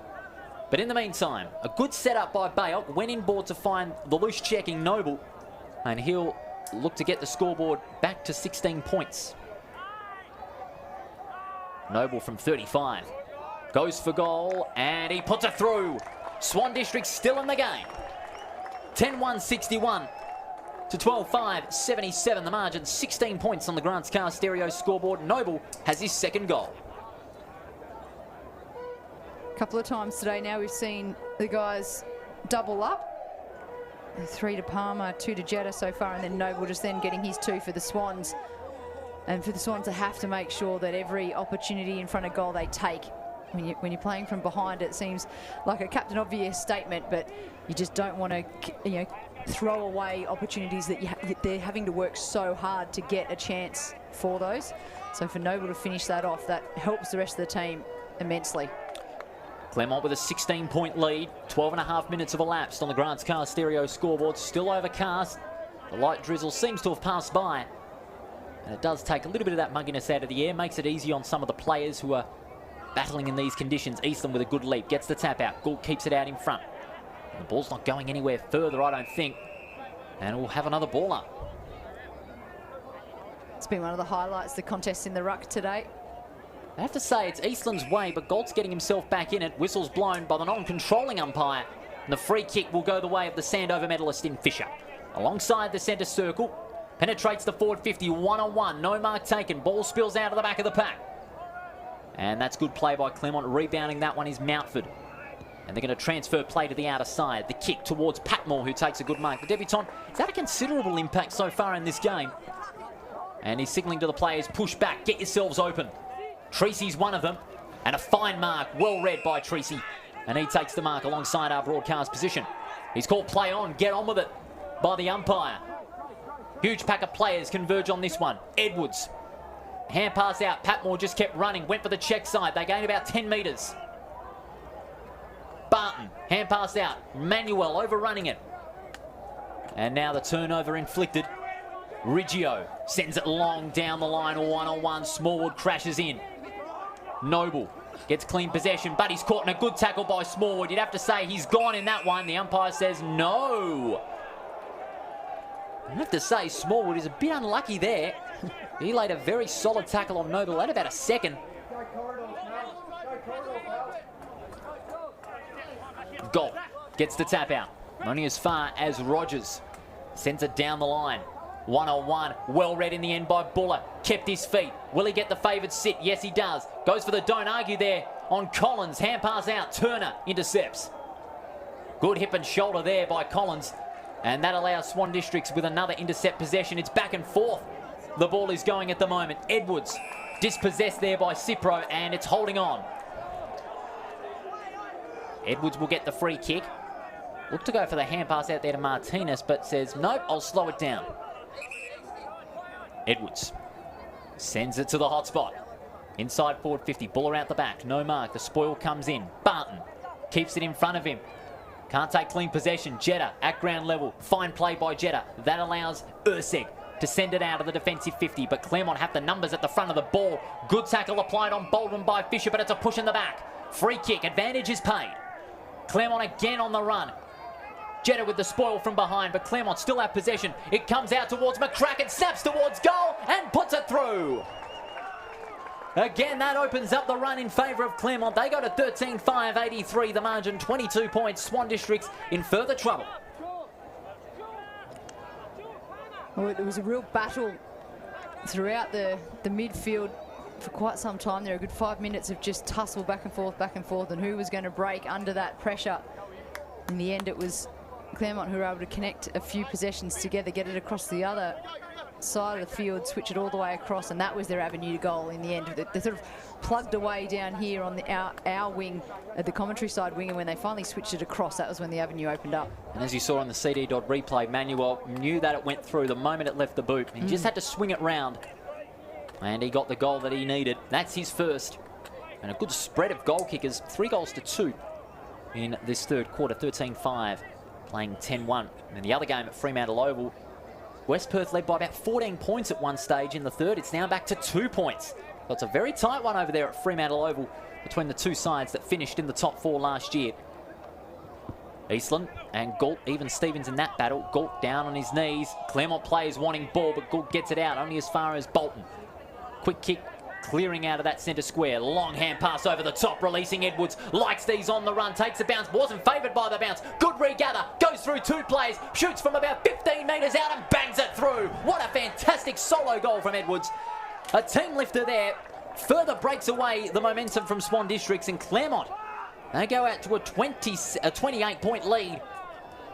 14-5, playing 10-1 on the Grants Car Stereo scoreboard. Claremont, they are kicking away. Well, just you're sensing a few tired bodies, some tired legs now for the Swans, and wasn't Edwards there just able to show his pace? Took a bounce, it didn't actually go to plan, it kept running along in front of him, finally came up into the waist high, was able to grab it again. There was a chance to tackle him, he made to brush that off. The crowd were obviously roaring that they think he's running too far, but he just used his pace, clean set of heels, able to slot that goal through. And just get the sense that this game's starting to really get away from Swans, and Claremont really showing their dominance. And showing why, of course, they made it to the grand final last year. They're getting first to the football, they're showing more desperation, but there's still a long way to go. Always got to be optimistic in football. Noble overruns it, hand pass comes from Palmer. Long clearing kick, Cipro. 1-on-1, Martinez couldn't take the mark. It was right in front of him. Hard tackle applied on Martinez by Fisher, and the umpire says, I'll have that, thank you. The biggest lead of the game was 29, and that was way back at the very beginning of the second quarter, where the Swans were 7 straight, 42 over 2-1-13. They're on 28 currently, Paul. Noble, clearing kick towards the forward 50. Claremont have the numbers out the back. Good play by Edwards, keeping it in front. Smallwood, hand pass comes out. Mountford, it's boot to ball very quickly, and McCracken. It's the hand pass out, and Claremont have got some space. Going in the Treacy direction, and that's a good kick. And a fine spoil, Tony Knott coming out of nowhere and getting it in front of him. Good spoil with the 2 hands and getting it over the boundary line. The veteran of over 240 games. This is his 245th. And in round 5, he'll play his 250th game. An absolute veteran and a superstar of the club. Just willed himself to impact that part of the game, didn't he? Just sprinted hard and a good fist in to spoil it. Both ruckmen miss it. Keeping it in front is Anderson. Hand pass out to Turner. Good smother there by Edwards. Edwards quick kick. Turned over. Knott. Well, he quickly released it. The umpire wanting play on, but he says give it back to Knott, please. So Knott on centre half back. Knott 15. Umpire calls play on. Jetta lowers the eyes out towards Bayok, and that's a good mark going down low on his chest.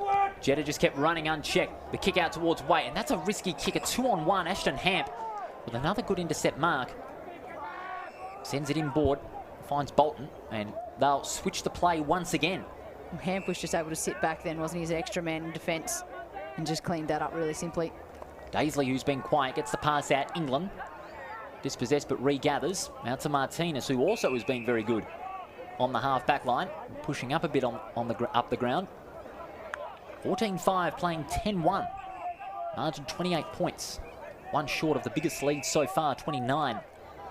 As Jenny Wallace mentioned, Jenny Wallace with Paul Persick in the commentary box this afternoon. Claremont just chewing up the time here at the moment. They go back inboard to find Bolton. Claremont not really presenting any hard leads at the moment. They've got a couple of players loose on the outer side. Long kick.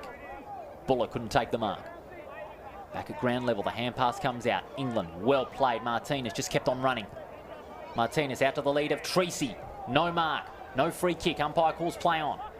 Hand pass comes out, intercepted by Van Ruin. Hand pass over the top in the Treacy direction, socket off the ground. Long snap comes from McCracken, and straight away that's out of bounds on the full. Got plenty of height on it, but it was nowhere near accurate. In the other game, South Fremantle leading by 5 points over West Perth, 10-5 to 9-6 over at Fremantle Oval. That one's certainly very tight. Swan District's by no means out of it, but the clock's still ticking away. They need at least another 2 goals if they want to get back in this game. Over the head of C-Pro, no mark.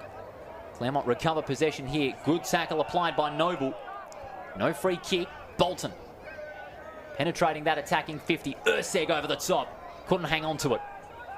Barton laying a strong tackle. The umpire says, I will have it. Again, it's that tussle that you mentioned early on in that second quarter, Jen, that really couldn't be broken apart until this run of goals by Claremont in the last 12 minutes. Yeah, and it's a streak that Swans need to try and put an end to. As you just mentioned, they really need to get the next 2, don't they, to get into this game. Is this their opportunity now as they get it clear?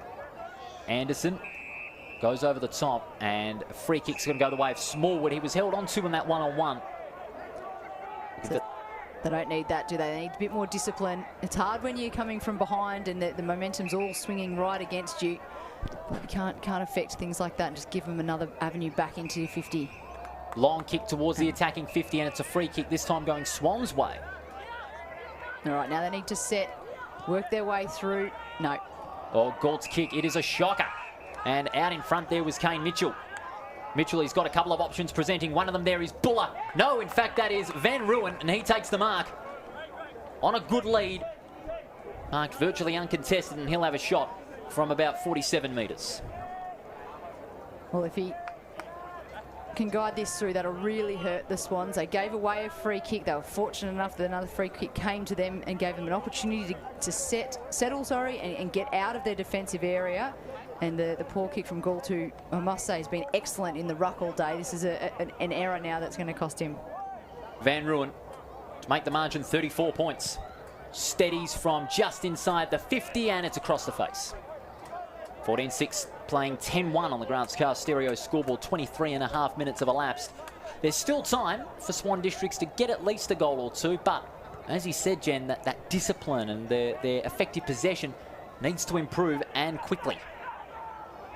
But however, Claremont just keep piling on the pressure as they have done throughout this second half, and in fact in the second quarter as well.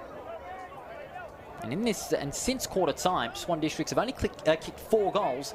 So far, Claremont have kicked 12 since quarter time, which is an impressive run after being behind by 4 at quarter time.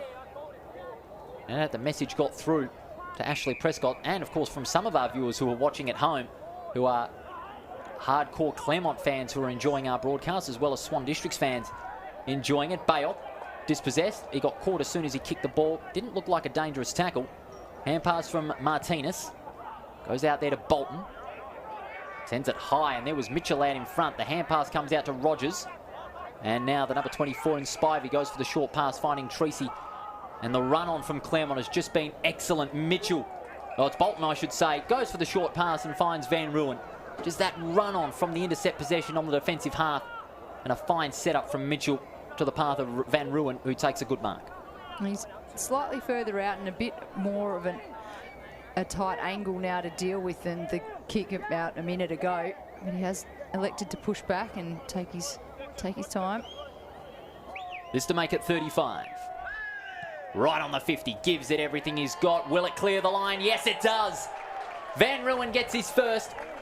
Claremont stretched the margin out to 35 points on the Grants Car Stereo scoreboard. 25 minutes have elapsed. You'd have to say Claremont kicking away to what is going to be a very solid win, even with still a quarter to go. Well, now the question becomes how big will they build this lead that they've earned themselves? It's been a fantastic 2 quarters now for Claremont. A brilliant first quarter for the Swans, but since that first quarter break, they just haven't been able to impact on the score or just in the general possession game, and the momentum has really swung the Tigers' way.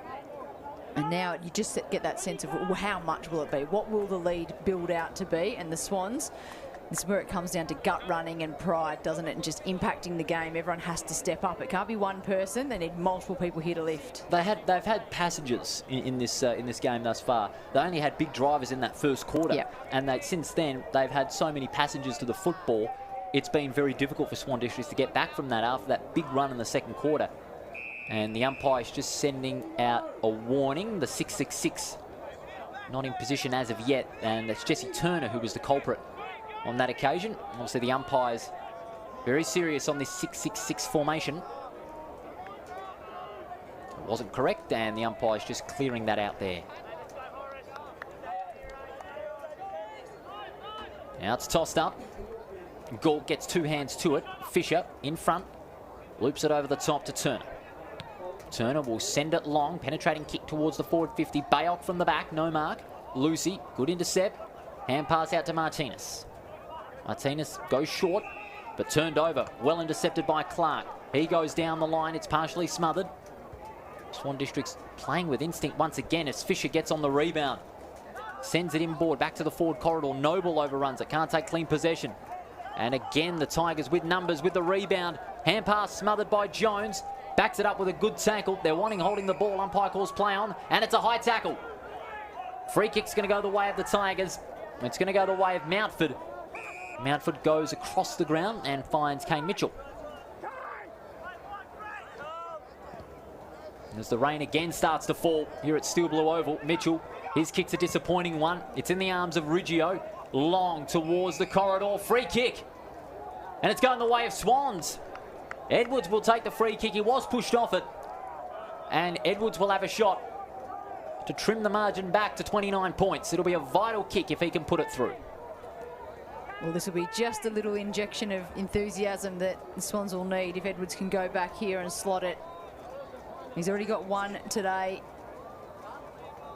Can he get himself two and just get some excitement back into the team so that freshens the legs? It's funny what a goal can do just to freshen everyone up a little bit. This for his second.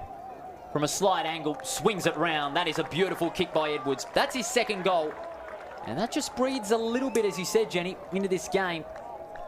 And they go to 11 goals, 1 to Claremont 15-6 on the Grants Car Stereo scoreboard. But on the CD dot replay, as we're about to see, he just had to really steady himself. He just had to take his time.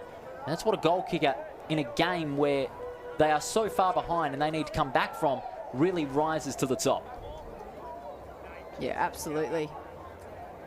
20 years old, young into the game.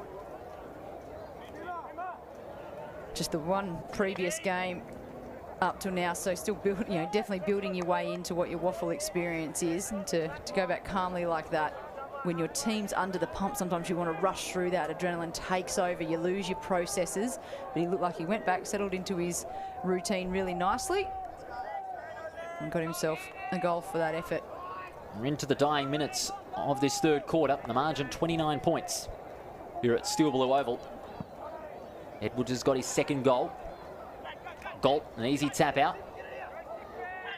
Numbers around the football. Claremont more at the front of the football. Mitchell sends it towards the attacking side of centre. Waite breaks through one, gets the hand pass out. Urseg, long drop punt towards the attacking side of centre. Edwards flying hard, couldn't take the mark. Fisher goes over the top. Edwards gets it back. He sends it long from outside the 50. It's a one-on-one. It's shepherded through. Edwards gets number 3. 2 goals in the space of a minute for Swan Districts at a crucial time. And that maybe gets them back into this game. They go back to 23-point margin. Edwards gets his third and his second in a row. You have to say, that breathes a little bit more life into the Swan District side. Absolutely, and the crowd gets a little bit more interested again. That just kicking a goal and then to go back to back that quickly, it's exactly what they needed at this point in time. Swans, we were questioning how big a lead Claremont were going to be able to build, and they've responded really nicely. As we see on the CD dot replay, that little give by Fisher set things up brilliantly for Edwards and was able to shoot that one from right on the 50 and bang it through. A great shepherd. I think it was not on the line there, just making sure that Claremont couldn't impact and touch that through. Really good footy. The best of the goal kickers for Swan Districts at the moment, it's Edwards and Palmer. They've both got 3 goals. And on the Grants Car Stereo scoreboard, it is 23 points. If they can get one more, I mentioned that you get 2 goals. and you're back in this game. If you could get another one, then Adam Pickering's side would be right back in the game. The margin is still a handful to come back from, but they are by no means out of it. Tossed up in the air. Galt gets hands to it. On the bounce, again Fisher, caught with it. Umpire says play on. Turner gets the hand pass out. Long kick out there by Urseg. They'll contest about 30 metres out. No mark to Palmer. In front there, Baldwin gets caught in a good tackle. Bayok down low. And it's holding the ball. Free kick. It'll go the way of Swan Districts. And that's going to go the way of Noble, it seems. Yes. So Noble will have a shot. And this will get the margin back to 17. Oh no, it's Bayok, I should say. It's Bayok. So Bayok, in fact, will get the free kick. 17 points if he can get it. And I think this is a really interesting little section leading into three-quarter time. Swans have just gotten a little bit of a run on. They've had a bit of a momentum swing. If they can get this one, just gives you a bit of belief leading into the fourth quarter.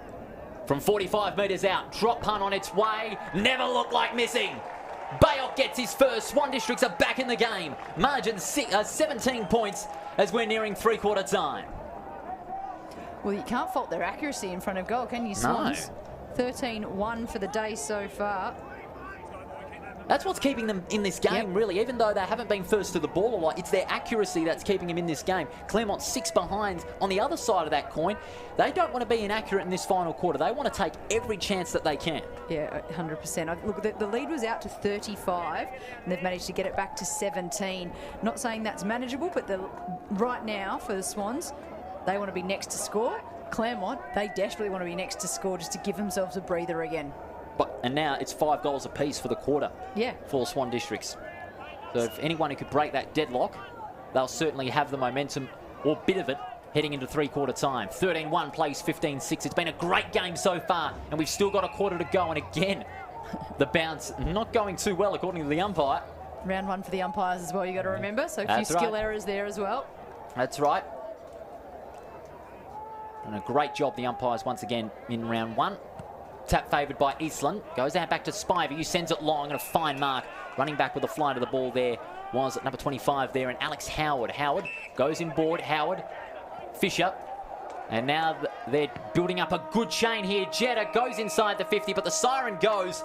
We're set up for a grandstand finish here at Steel Blue Oval. The margin is now 17 points, 15-6-96 to 13-1-79. Jenny Wallace, what a final quarter we've got in store. Absolutely, we're set up for a grandstand finish here. Claremont leading by the 17, but that finish of that third quarter was all Swans. So right now we head into the huddles, and it'd be really interesting, wouldn't it, to be able to hear both coaches right now. What would Adam Pickering be saying, just quickly, in order to get them back into the lead? Because they scored the last three, in fact, I should say, because they are now back in the game. I think it's simple for Claremont. His message will be get first to ball.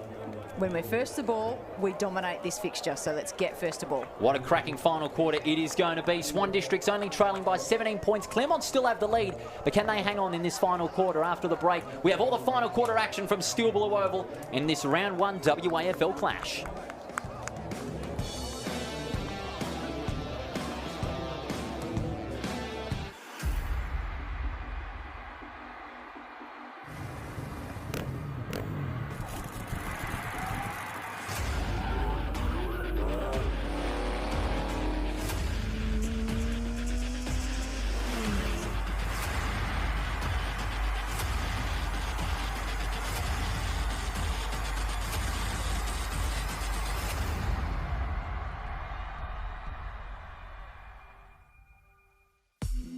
Shatterguard has been installing Perth's best shutters for over 30 years. With no advertising signs on your front lawn and no sales gimmicks, visit shatterguard.com.au.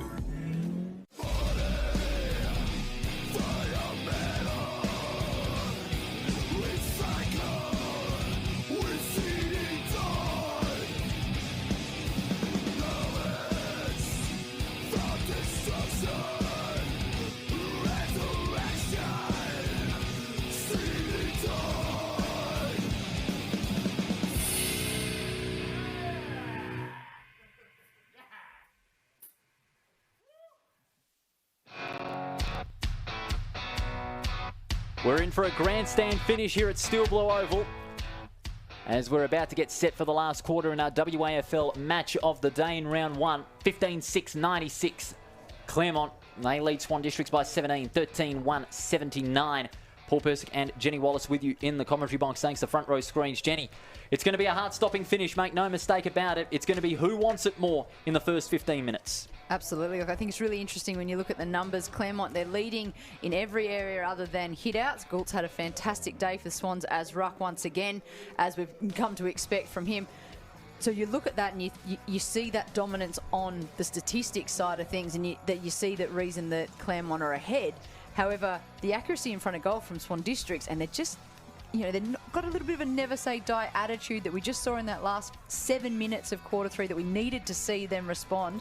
13-1 for them. Their accuracy in front of goal is what's keeping them in the game, because statistically, Claremont are dominating. You're absolutely right. Their goal-kicking accuracy has been splendid, but Claremont, like you said, for the last 2 quarters, they've just applied more pressure and intensity around the football. They've had more drivers, as we see on the CD dot highlights. You have players in defence like Patmore and Hamp that are setting up their transition play from defensive 50. But what they're also doing is kicking more towards the loose checking plays inside the 50. Swan Districts, they took those risks in the last 6 minutes, setting up towards the hot spot in the forward corridor to those contests where they have big marking weapons like Bayok and also like Palmer, who was a bit quiet in that third quarter until he was able to get a couple of good entries inside that forward 50. He is going to be essential. But on the Claremont side, from the forwards point of view, you've got Van Rooyen, you've got McCracken, and also the likes of Buller, who started to come into his own in the second quarter but was left goalless in the third. So those forward weapons are going to be a key for both sides in this final quarter. It's been interesting, hasn't it, with Swans just at the end of that quarter. 3 goals unanswered for them. They went on a little streak. The lead before that point felt like it was really just going to explode out on them, and they had to respond. They did. They got 3 quick goals to remind us just what they're capable of. When they get the ball and they can move it quickly, they're quite a dangerous side, Swan Districts. And we're still seeing goals to the scoring end, the city end, but by the hills, they were able to get some goals, were they, Claremont? So Swan Districts are going to be kicking to that end, and they haven't had lots of luck from the hills end in this game. So that throws another big twist in this final quarter that's coming up. More CD dot highlights here in that third quarter. Hamp, as we mentioned, making a big impact in that defensive 50. But in the other game, over at Fremantle Oval, it's 3-quarter time over there, just 4 points separating South Fremantle and West Perth. That one's certainly going to go down to the wire, as will this one here at Steel Blue Oval. And in the other game that finished earlier today, it was an earlier start. The Demons, who finished 4th, breaking a 23-year finals drought last year, they overpowered the West Coast Eagles to win by 13 points, 16-12, 108 to 15-5, 95 to get their first win on the board under new coach Gary Moss. So it is going to be interesting to see how they go along, as well as the 2 other sides that we mentioned in that other game, South Fremantle and West Perth. So we go back live now to Steel Blue Oval. There, Lachlan Martinez, I have to say, he'd be amongst one of my top 5 players so far in this game. The impact that he's created in setting up Claremont from defence into attack has been magnificent, and he even played a bit up in the centre as well, and was able to get first to the ball, support his fellow centreman, and get some forward entries inside that forward 50. He's a very balanced player when he's got the ball in his hand. Yeah, he's been one of a really good group of 6 for Claremont, who are now with 20-plus possessions for the game with a quarter to go. But yeah, Martinez, he's one that we've noticed his work rate's increased since that first quarter, and with his increase of work rate has come some success for Claremont. So one of those interesting drivers that you start to see when you look at patterns to do with, who's getting their hands on the ball and are we then being successful? When he gets his hand on the ball, they seem to get themselves in successful positions. And you talked about those drivers and passengers during the half-time break. Swan Districts were able to get a few more drivers in there. You had the likes of Fisher, Turner, Anderson, and even Cipro are starting to get plenty of the football. But from a Claremont point of view, you've got Bolton, Lim, Martinez, Rogers, and Patmore, who have been the driving forces behind the possession game that Claremont have been able to put together in those final few minutes. So final quarter, you're still sticking with your original tip, Swan Districts, or do you see Claremont hanging on? Oh, look, I'll stick with my original tip. You don't want to flip-flop too far away. A start to their round one with three wins to Swan Districts would be a great way for them to start. However, I do think they've got a huge job ahead of them to get to eat into this deficit and get into the lead. I think Claremont, if they play smart footy, they'll be able to build their lead, because coming from behind now, Swans are going to have to throw everything at that. And sometimes when you see that happen, we might see the score blow out just because they're playing really attacking footy, and I'm okay if we see that. I really love when teams are coming from behind and go hard for the win versus just let's reduce our loss. Yes. Yeah. If you reduce your loss too much, then it's going to backfire more often than not. 9 times out of 10, if you play that safe tempo game, it is going to backfire. You want to go in hard, even if you are 17 points up. Exactly. So interesting again that out of the quarter-time huddle, the Swans much more the tardy side. Claremont seem much more efficient in that area. Ashley Prescott looking for his first win as lead coach. He's taking over the side after the grand final. No doubt they'd want to put a turbulent off-season behind them with a first win on the board. But Swan Districts, they'll be going in hard as they want to, as they did in that first quarter when they kicked 6 goals to 2 and left Claremont stunned in that opening game. It's going to be a grandstand finish, so hold on, ladies and gentlemen. Strap on the belts and click it into 6th gear. It is going to be a turbocharged, frantic finish, WAFL style. Round 1, well in full swing. And what a great couple of games we've had this afternoon. Final quarter about to get underway. It's a 17-point margin in favour of Claremont. Can they hang on, or will Swan Districts muster a memorable comeback in front of their home crowd? There's the bounce. Eastland gets the tap out. Anderson, strong tackle, socket off the ground by Riggio. All bubbles out there in the front. Rogers gets the hand pass out into open space. England overrunning it. 1-on-1. Good hip and shoulder there by Fisher on Patmore. Patmore rebounds. Swan Districts had the numbers around the football. Looping hand pass over the top. Out to Fisher. He goes towards the forward 50. 2-on-1 in favour of the Tigers. Smallwood running back with a fly to the ball. Fine mark on the defensive 50. Smallwood looking to build up that transition of play. Finds Lim. He's going to go across the ground. Risky kick, but Clark couldn't get there in time. It's a good mark taken in the end there by Ashton Hamp, who has been incredible. Anton Hamp, I should say. Has been incredible in that defensive 50 for the Tigers. 17 points to margin as Hamp goes down the line to a 3-on-2. Not from the back, providing plenty of timber.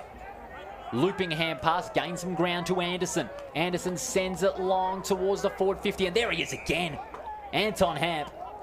He's been everywhere like a bug on a windshield as Hamp plays it down the line, and they've got some open space on the outer wing, do Claremont. They want to use it, but they go in board. Lucy. Hand pass out. Lim almost caught. Long spiral punt by Rogers. They gain 70 metres. Huge pack of players converging. Treacy overrunning it. Socket off the ground by McCracken, only as far as Waite. Goes with the dribble. Nicely executed dribble. And finds Turner. Turner with a hand pass to Waite over the top. And who is that presenting to? Absolutely no one. But Waite just followed that up with a fine effort. Turner releases Waite. Short pass finding Bayup. He's going to go in board. That is a risky kick. Running out the back. Couldn't take the mark was Anderson. Goes loose to Noble. Plays on from 35 metres out. Oh, just slewed off the side of the boot, but it's a free kick. It's a free kick. Free kick downfield inside 50, and that's going to go the way of Christopher Jones, I think it is, yes.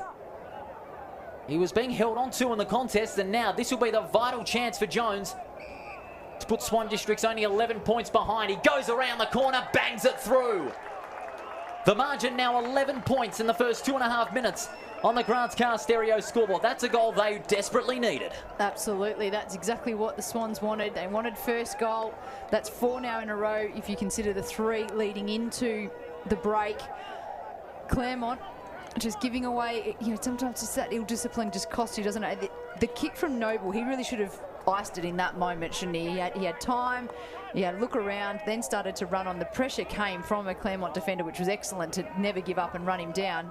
Forced the slewed kick off the boot, and then unfortunately for Claremont, they gave away the free kick, and Christopher Jones was able to just pop that around nice and easy. You don't want to give away any undisciplined free kicks at such a crucial stage in the game. It's going to break the team's momentum, but it is early on, still a long way to go in this final quarter. 11 points the difference.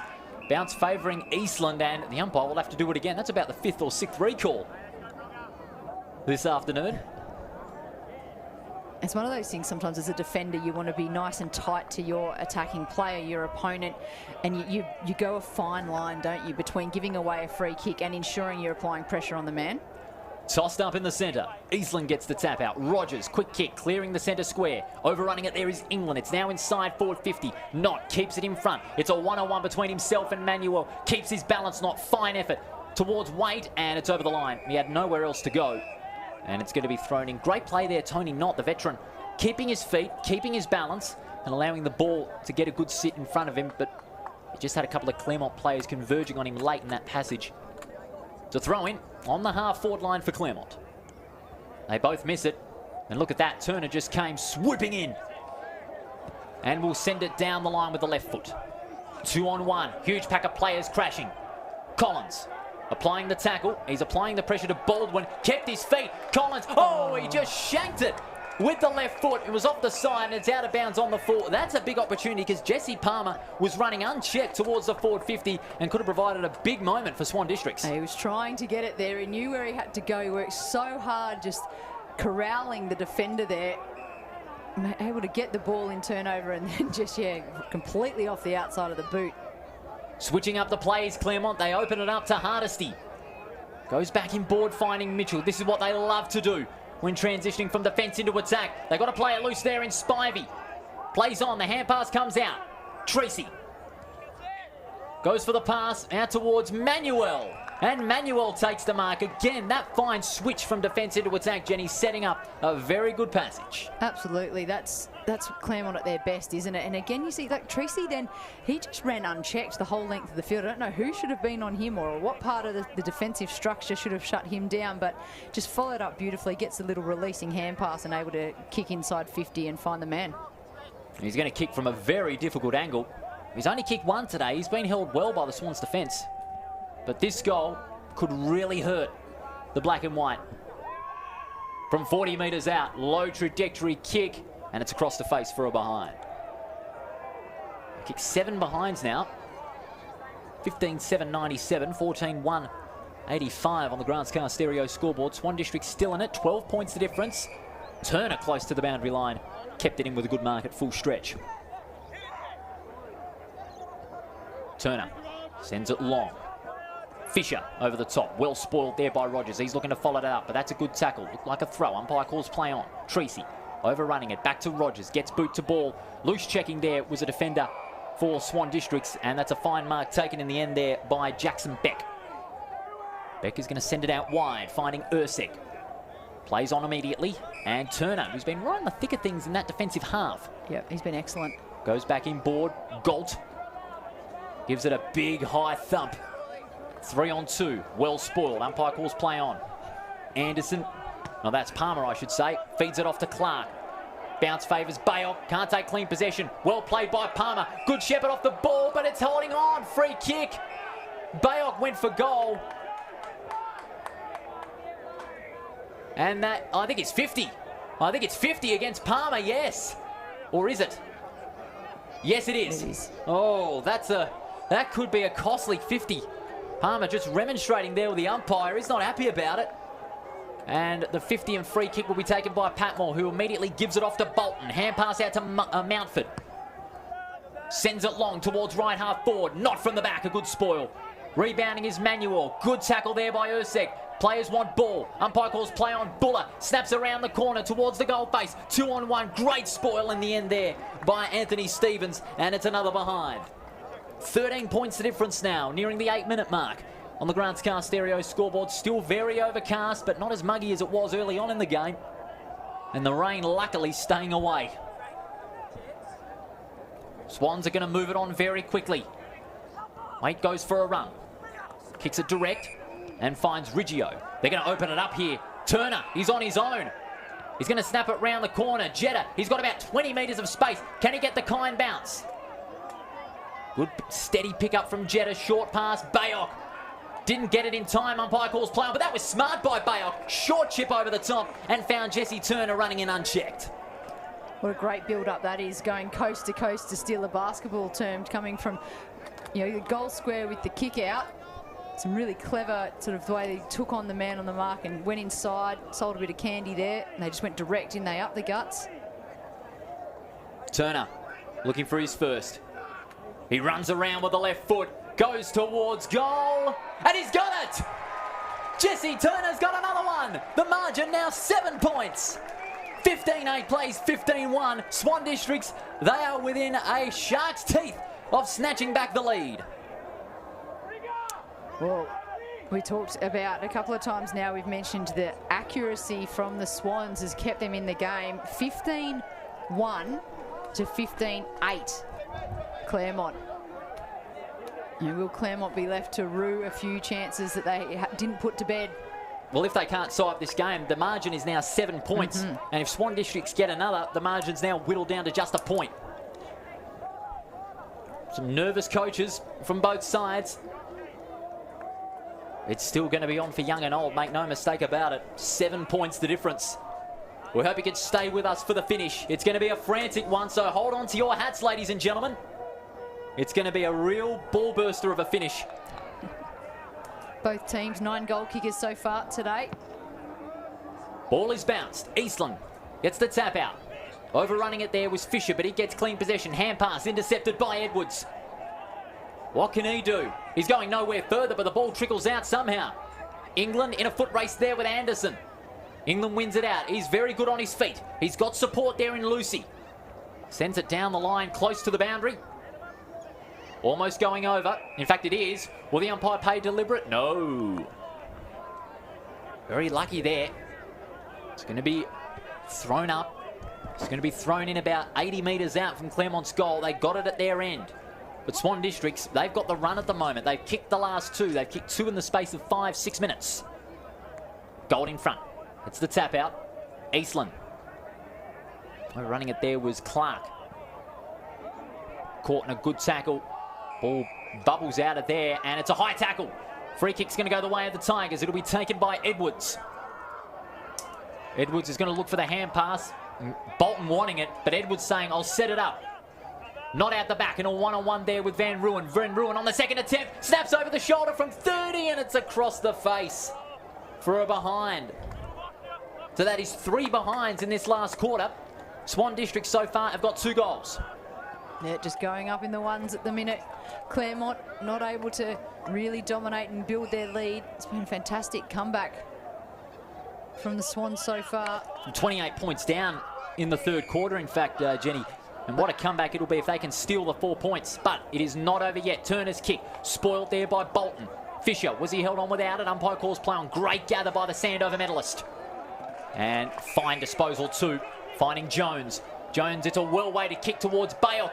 Sat and waited for it. You can't be doing that. No mark taken. The hand pass underneath to Martinez. Caught in a good tackle by Bayok, but he got rid of it in time, did Martinez. And having to get rid of it there is Anton Hamp. And it'll be a boundary throw-in. And the crowd is involved now, aren't they? They sniff it here. They're starting to build up the noise. Blue. 8 points in it. They've come back from 35 down after being 29 up, in fact. So it's been a seesawing game. It's been one that the WAFL fans have deserved after a long wait. Anderson, hand pass out. Cipro is going to snap around the corner to Bayok on the second grab. No mark. Umpire calls play on. The hand pass comes out. Jones, was he caught? Yes, but it's a high tackle. And the free kick's going to go the way of Swan Districts. It's going to be Riggio. And Riggio, if he can get this goal, it's 50. Oh my goodness gracious me. Wow, that is a 50 you don't want to concede. Wow. So Matt Riggio, the veteran of 202 games, is going to steer this through, and from 35 points down, it'll bring Swan Districts back to 2 points. Point blank range. Goal. 16-1 to 15-9. 12 and a half minutes gone on the Grants Car Stereo scoreboard. And Riggio, that is his first of the afternoon. Was that an interesting passage of play? Bayok for the Swans has had 2 good looks at marks in the last 2 minutes and shelled both of them, but it hasn't cost the Swans. They've been able to stay on their feet and recover. To give away a 50 like that, that could be the most frustrating thing for the coach's box next door to us right now. Yeah, you could feel it at the moment, but it is not over yet. Only 2 points. They've come from 35 points down, Swan Districts, and they're within just 2. We said it was going to be a pulsating finish. Well, you've got it right here, ladies and gentlemen, so stay right there. Swans have kicked 6 goals that have only been answered in behinds. So 6 goals unanswered, really. 3 behinds Claremont have scored. And they want to take every chance that they get, Claremont. They need the next goal. Rogers sends it forward towards left half forward. McCracken can't take clean possession. The kick by Rogers out towards the forward 50. Van Ruin. Van Ruin takes the mark, and this will be a vital response if he can steer this one through. He's been getting himself into good positions all game, really. He's had a couple of chances today. He's already got 1 goal to his name. He missed his first attempt, but made up for it with his second attempt. This one, again, just that little bit further out, but a bit straighter for him. Well, there's no breeze. It's only a light breeze, but it shouldn't be an excuse. Van Ruin. This will be for his second. From 47 metres out, goes for goal. And that is a beautiful goal. Fine response by the Tigers. They get it back out to 8 points. Well, he'll be a player to watch over this entire season. He's of draft age, Paul, so a little bit of excitement about Van Ruin, and in what is a real pressure situation right now. That shows a lot, doesn't it? You learn a lot about his routine and his processes and just his ability to stay composed under pressure. It's different when you're 30 up and you get a chance on goal versus only 2 up. That says a lot to me. As we see on the CD.replay, Van Ruin ecstatic that he was able to get that goal against the run, where Swan Districts were able to get the first 3 goals in 11 minutes. And after they kicked 3 behinds, Claremont are finally with a major in the last quarter. But it's not over yet. It's back to 8 points. Will it be another one to the Black and Whites, or can Claremont kick away? It's all about momentum in this final quarter. We're 15 minutes in on the Grants Car Stereo scoreboard. Galt gets the tap out. Fisher again with the first possession. He's been a major impact player in this game. And another Claremont player is down in centre field, and that is Rogers. Rogers is down on centre field, and he's walking gingerly at the moment. We hope that it's nothing serious. In the meantime, the ball is in Claremont's left half back flank. And the mark is taken Anton Hamp, who's been sensational in this game thus far. 8 points the difference.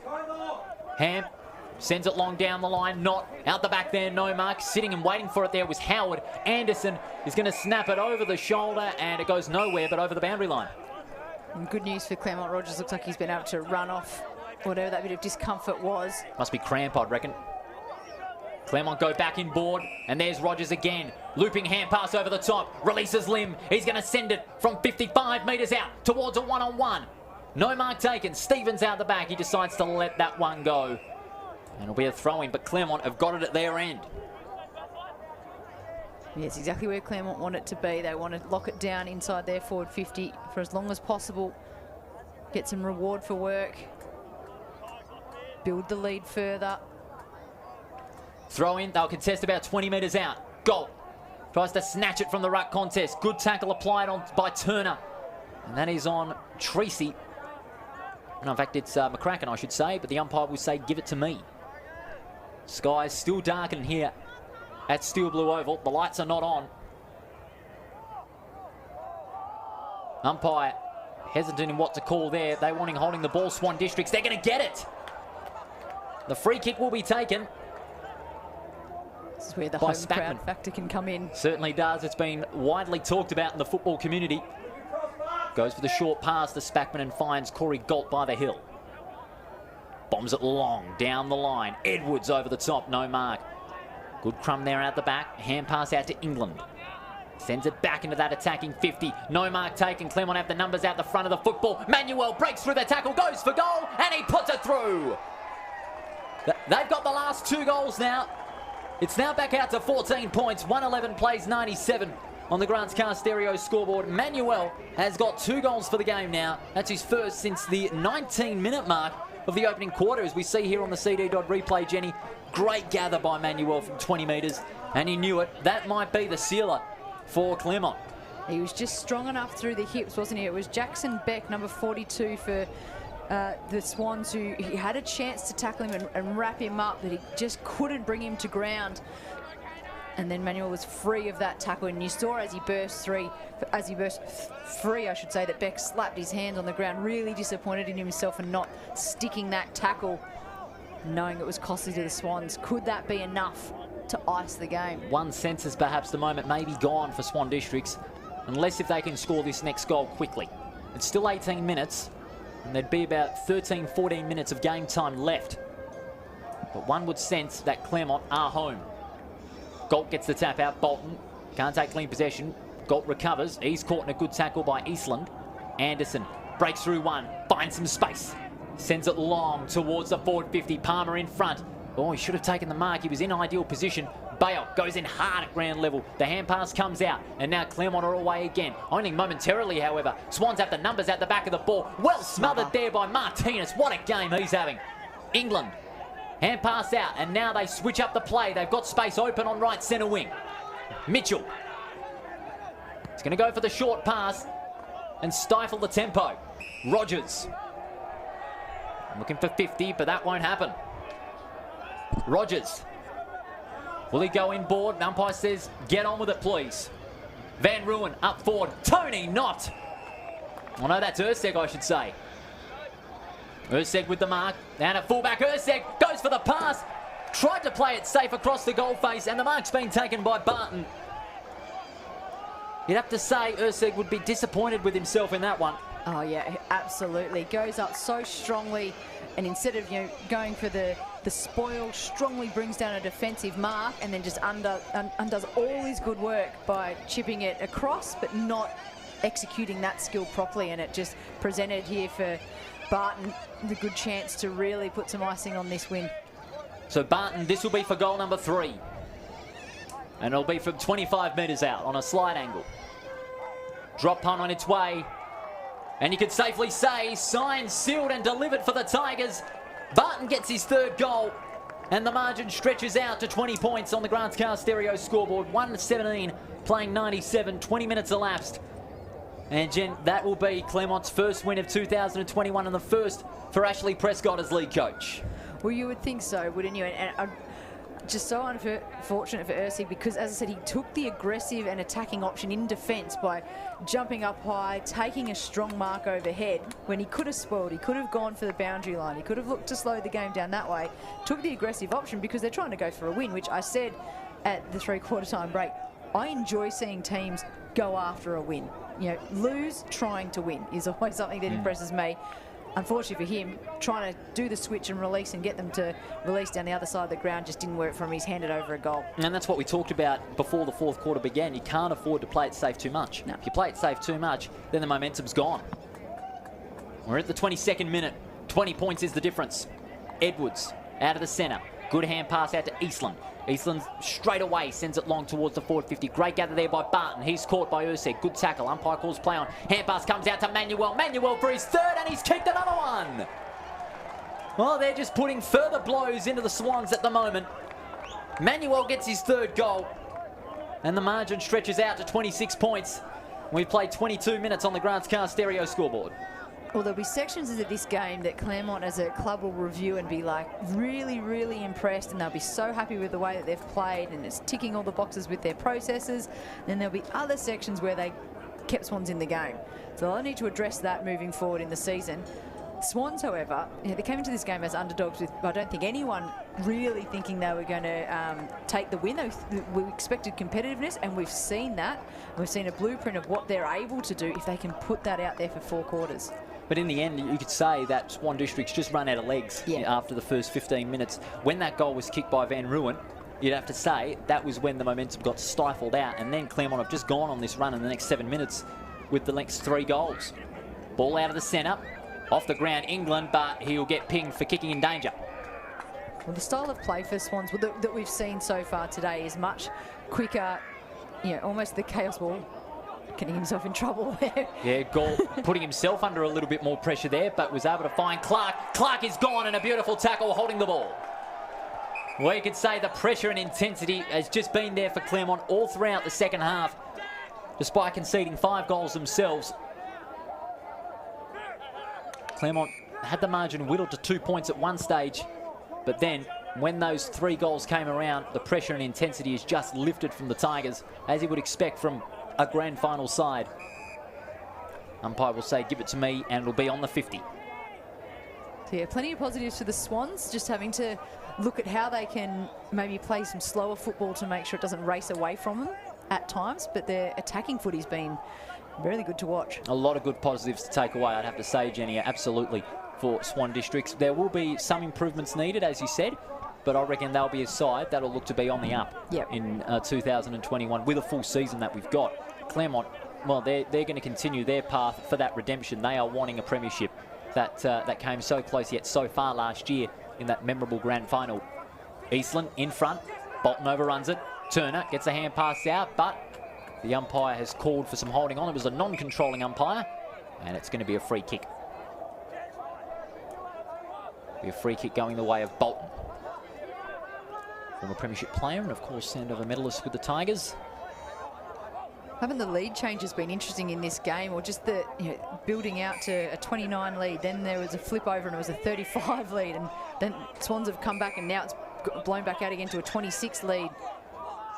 It's been a game of momentum where it's twisted and turned every step of the way. Van Ruin couldn't take the mark inside forward 50. Turner hacks it out, hand pass only as far as Spivey. Treacy snaps around the corner from 35.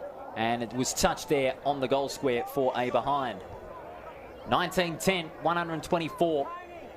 16-197 on the Grants Car Stereo scoreboard. We played almost 25 minutes in this matchup. In this final quarter, Claremont will go on to a big win as McCracken, with another intercept possession, finds Buller. Jack Buller takes the mark. And this will be for his second goal, and to add further icing on the cake.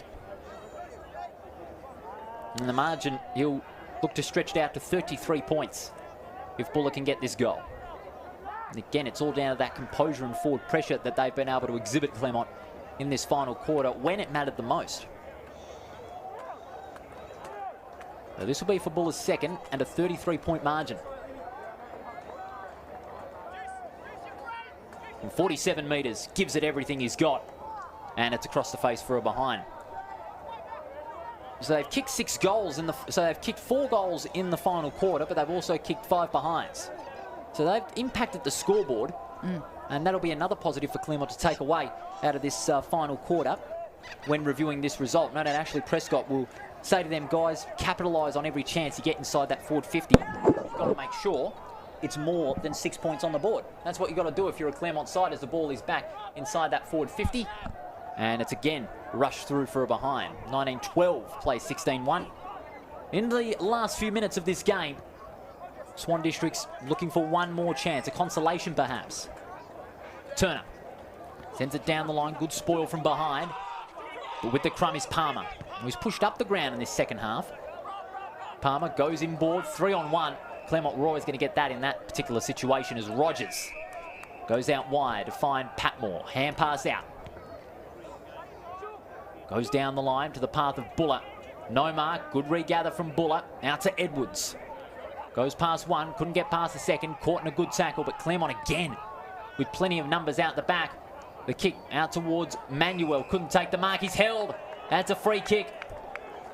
And Manuel will have a shot for his 4th goal. And we'll get it out to a bigger margin if he can get this one.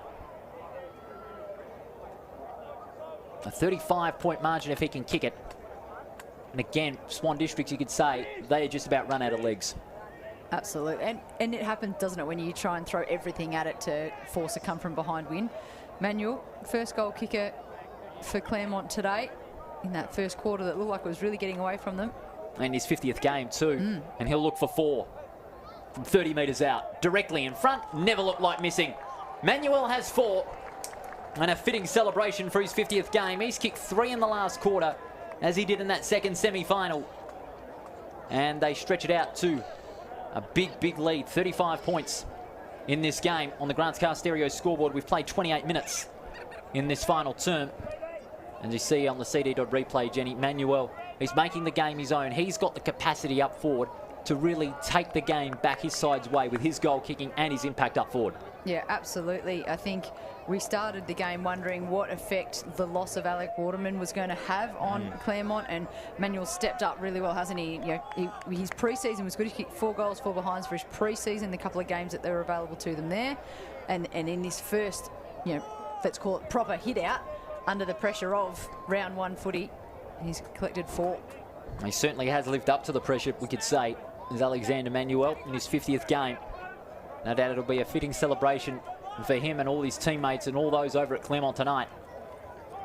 Galt recovers from his own hit out, gets boot to ball. It's a spiral punt and beautiful mark flying forward, Mountford. Mountford on centre half back, sizing up the options. Finds Rogers.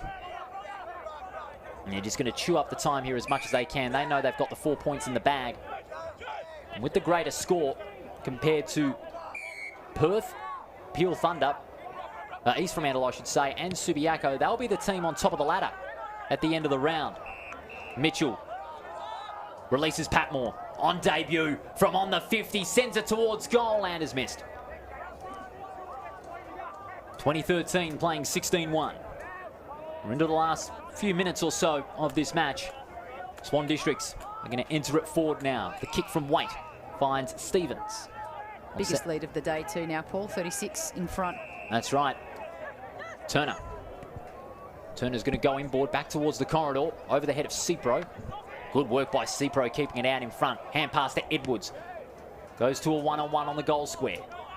Out in front, no mark taken. Collins looks for the hand pass over the top. They're getting closer. Over the head goes Collins. No goal. Socket off the ground by Edwards. And Edwards puts it through. A late consolation goal. And that is the 4th goal for Edwards. Oh no, it's Collins I should say.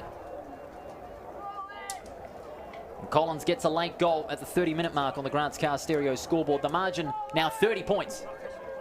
And both teams hitting 100 points. It definitely gives all Waffle fans an indication that this is going to be a big season for big scoring and a big standard of football in terms of how it's improved. In a losing side to kick 17-1, we've talked a little bit how you got to find the positives, but you take that forward into some other opposition. That's a winning score. 17-1, the accuracy has been impressive. Fix up some areas in the contested ball and in the midfield where like Galt's getting you all of the tap downs for Swans. Get better use of what you're getting there and still be able to kick 17-1. And they've got a formula going forward, I think. It's a really big positive as the ball's going to be recalled by the umpire. And it won't make any difference for Claremont from their point of view. They're going to go on to a really big win. They got everything right when it mattered today. Well, they were pushed, weren't they? That's the response that I think will please Claremont fans out there, is the fact that the first quarter they were handed it to them. It was really tough going. And then they fought back quite strongly as the ball is on Swan District's half-forward line. The hand pass comes out. Anderson overruns it. And Claremont again, just their intensity around the football as Mitchell sends it wide and finds Lim. Lim gets the hand pass out, releases Martinez. Martinez is going direct. Big fly there from Knott. He couldn't take the mark. And Swan Districts regather. Turner goes back out to Knott. Knott goes towards right half forward. And Edwards, and he was paid the mark. Edwards will get it right away. And I think that's 50. Yes, it is. That's 50. 50 metres for Edwards. And this will be for his 4th goal. It'll be another consolation for Swan Districts. He missed to get the margin back to 24 points. From 15 metres out. And he's put it through. A late consolation for Swan Districts. That's Edwards' 4th goal. 109 plays 103. 33 minutes have gone on the Grants Car Stereo scoreboard. Man, that's a little silly 50-metre penalty that you'd want to erase completely. Yeah, well, in a closer game, that's going to be really, really costly. So both teams with plenty to review heading into their Monday review sessions that they'll have. Plenty of positives to both teams, from the ability to fight back from positions where you were well and truly had lost momentum. Claremont, yeah, well deserved with the victory that we think is going to, just got to get the clock to tick down too, especially as we said, coming back from a first quarter where they were shell-shocked. The game was taken on by the Swans. The Swans put them under a huge amount of pressure, and they didn't have the intensity. They did respond though from quarter 2 onwards. 24 points in it as Eastland gets the tap out towards Mitchell, hacked off the ground. Good hand pass by Spivey, releases Edwards. Edwards out towards the full forward line. Van Ruin couldn't take the mark. Good gather there by Ursek. He goes at ground level. Players converging on the ball. From the 50-metre line, Turner. Good gather by Turner, breaks free. Hand pass out from Anderson. Gets it back to Turner on the overlap. Turner's kick, disappointing one. Mountford out in front and takes the mark. Mountford just wanting to chew up the time as much as he can. He knows his side has got 4 points in the bag. Close to the boundary line, bumped off it by, was Baldwin by Clark. And it goes over. 2013 playing 18-1. Those 12 extra behinds, you'd have to say, would make a big difference on the scoreboard. Yeah. Even though Swan District's a big positive, they have been accurate in front of goal. There's the siren. It's all over. What a fantastic game of football to kick off the WAFL season 2021. But in the end, it was Claremont overriding the pressure that Swan Districts had early in the final term to run out 24-point winners, 2013 to 18-1 here at Steel Blue Oval. And Jenny Wallace, you'd safely say Claremont, they'd be relieved that they came from behind and were able to get the win on the board. And when it mattered too, were able to get first to the football and generate more intensity at the contest. Yeah, massive sigh of relief from them. The underdogs came at them really hard from the first opening minute of the first quarter. Swans came at Claremont really, really hard.